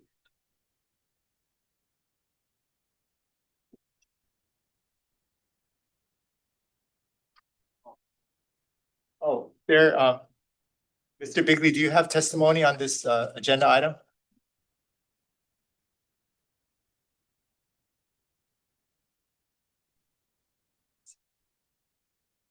Mr. Bigley, do you have a testimony on this agenda item? I do. Go ahead. Okay. Really briefly, as you know, we've been, on a bit of a push for, I think, the same things the board and the agency is looking for is predictability. We're looking for transparency and we're looking for oversight. And as we mentioned before, the board, not the board, but the executive group has a lot of discretion compared to other places here in Hawaii. And we demonstrated that. We kind of gave a presentation last December. And I guess what I wanted to bring up is there's one item that was, taken out of the bylaws, and you guys would have a better understanding of why it's being removed. But I just thought I'd bring it to everybody's attention that it says, it's in section, whatever section this is, it has to do with the chairperson and what they have rights to do. It's kind of on my page 12. But basically it says the chairperson from time to time at any duly noticed meeting may appoint one or more members of the board to obtain facts and information on any specific matter of issue which is necessary and proper concerning the policies and procedures of the corporation. And that's an oversight function. And it seems to me that that particular item would be wholly appropriate for the board to do if it so chose. And like by way of example, if something came up in a meeting like today, like I think I noted item B, when you allocate a bond to something other than a tax credit deal. So let's just say for your debt program, you allocated 100 million, you lose 45 million of federal subsidy when you do that, if you use private activity bonds in lieu of doing a rental project. So there's a huge cost if you take those bond funds out of the tax credit pool. So you just lose that additional subsidy. So that may be something that I'm just saying somebody might want to explore. And there's going to be kind of several other ones, but it seems for the chair to have discretion to do that would be a good idea.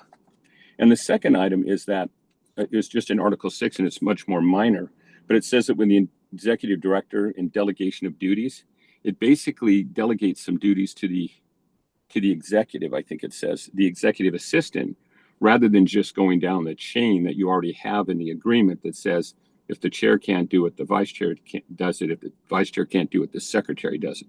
So I guess those are the two items I'd like you guys to maybe take a second look at and figure out why that is necessary to remove that from the bylaws, because it seems so important. And you guys have exercised it today, and that's fantastic. I think it's great, these types of meetings. Okay. So thank you. Thank you, Mr. Bigley. Time's up. Okay, staff. Thank you, Chair. Douglas Slay, Executive Assistant for the agency. Staff provide this for discussion for the board's consideration to amend the bylaws, which were first adopted in 2006 and have not been adopted since the corporation was formed in its current state. What is put before you is for discussion. We really were looking for an opportunity to receive input, seek out points of clarification, and any different additional information that the board would seek before any amendments would be put before the board for action. I can highlight very briefly some of the changes that are proposed here. And staff did work together with the Attorney General and the Bond Counsel for advice on a number of these changes. We presented as best we could in Ramsey format, language that's being recommended for deletion, as well as language that's being recommended for addition. Just some updates to provide the current mission of the HHFDC in the bylaws. We look to really integrate two areas that discuss quorum into one, which is now in Article 5. The terms of quorum of 5 members is not being proposed for any amendments, but really just an important, but still also a kind of formal update. Other changes include clarifying the duties and authority of the chairperson and secretary, terms that really address a temporary vacancy in the executive director position. And finally, and importantly, the addition of a conflicts of interest section of the bylaws, which in our effective bylaws does not currently exist. So as I mentioned earlier, this is for discussion. We as a staff are really open to and would welcome questions and feedback that the board would have, so we can prepare this for action at a future meeting. Thank you. What are you here to I have a couple questions. One is more generally, SB 2338 is on Gov's intent to veto list. It's not decided yet, but he will sign it, let it become law. If it does, I believe it redesignates the executive assistant to deputy director. And so I guess one comment would be, let's see what happens with that bill, because if it does become law, then there will be updates here. It makes sense to wait to put those updates in. Point noted. Thank you. And then the second question is, I think there's been a really active debate at the legislature and publicly on housing and what types of housing we're here to push: rental, sale, ownership, single family, multifamily, and then also I think affordable and market. And there's been some legislation recently with 201H38 to introduce this other types of housing that aren't exclusively affordable. And so I'm wondering if in the mission statement, whether affordable should be there.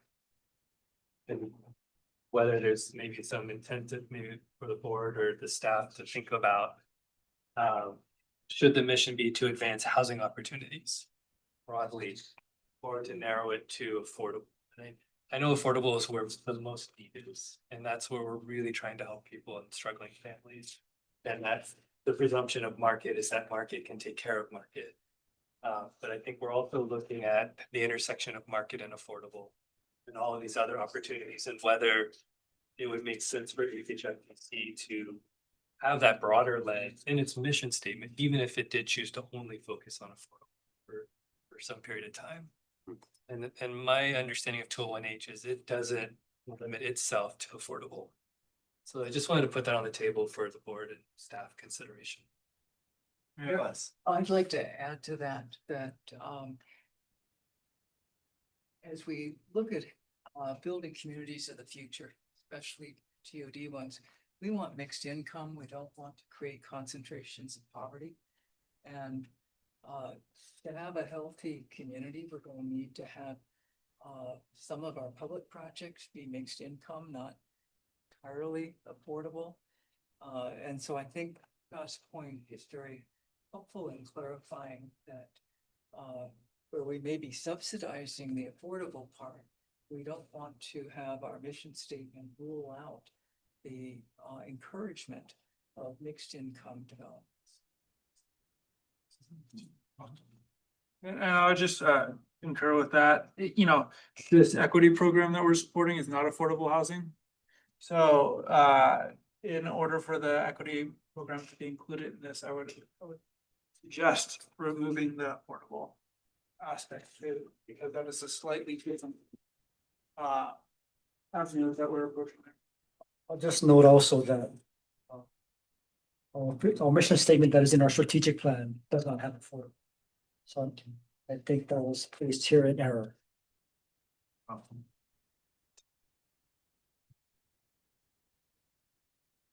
Anyone else? I know staff is very open to further comments, insights, questions or concerns that you may have. So board, at your when time permits, if you have to take a look again at the bylaws and share your thoughts with Dean and his team. Appreciate that. We have such stuff for one more comment, please. And it's relative to what we heard on the public testimony. Is some of the things that are in here are matters of chapter 91. Like, this is how the sunshine law works, or matters of yes. So, you know, to the extent that an edit is removing something or adding, and we can point to saying this is not actually being lost, it's already covered over here under this other law. It's already something that must be done or can't be done. Our bylaws don't amend state statute. Right, that's correct. Right, and we don't have to restate state statute in our bylaws. Yes. Yeah, that's a point we can definitely bring for the next board meeting.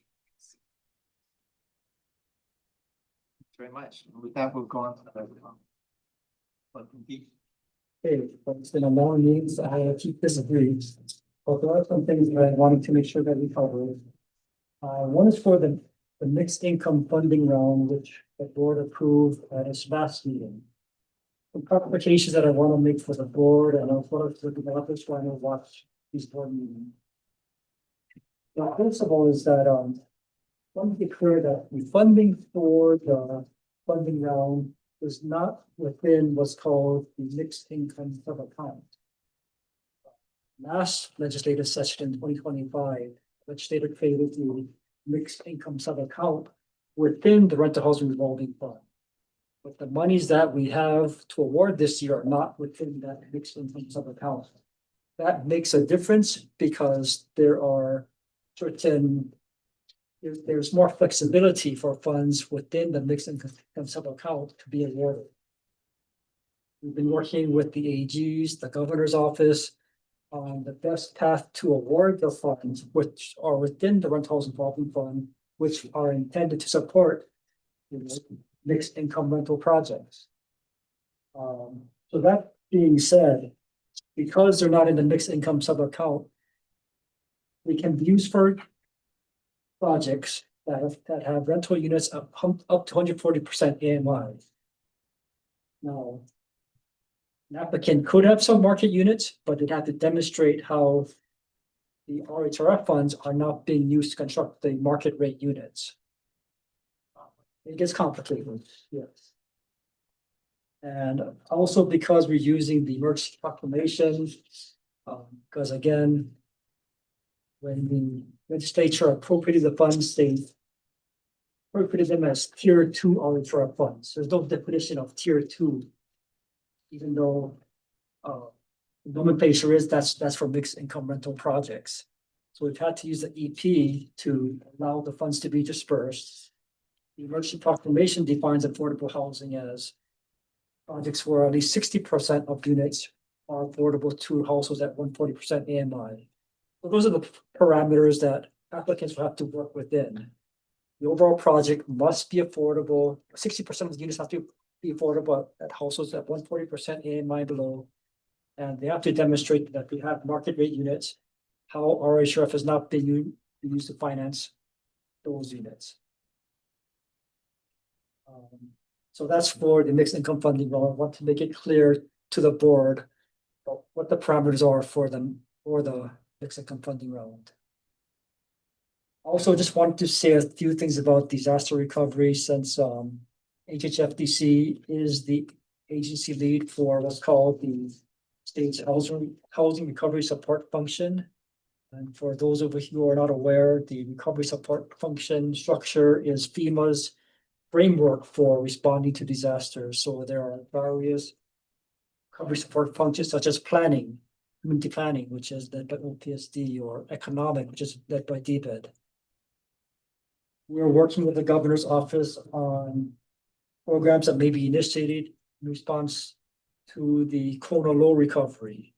So these would be programs that would be offered statewide, and we are awaiting activation of the recovery support function. We're very lucky that Douglas Lay was the county of Hawaii's disaster recovery officer, so he is very well versed in this subject and has been of great assistance to us. And also wanted to note with regard to the Maori recovery, you might recall that the Hagai Institute or Haleola EA is still being used to house wildfire survivors. The county had issued an RFP to convert the facility from this current configuration to long-term workforce housing. The legislature had awarded funds to HHFDC to acquire that property in 2023 with the intent that it would be converted to permanent workforce housing. But fortunately, that RFP was canceled by Maui County. And I believe the reason is because they see that it's going to be needed for a while more to continue to provide housing for wildfire survivors. So the plan is that it's still on track to be management is to go to Maui County in February of this year. And at that time, it'll be up to Maui County to determine how they manage it up, whether for survivor housing or to convert it to long-term workforce housing. And that concludes my report. Any questions for Dean? If not, thank you all for your patience and indulgence during this very long first meeting of mine. And thank you very much to our outgoing chair, Gary, for all of his leadership and vision. Really appreciate you, Gary. And with that, I'll make a motion to adjourn. Third second. Thank you. Moving second. All in favor, please say aye. Aye. Thank you, everyone. Thank you, guys. Very much.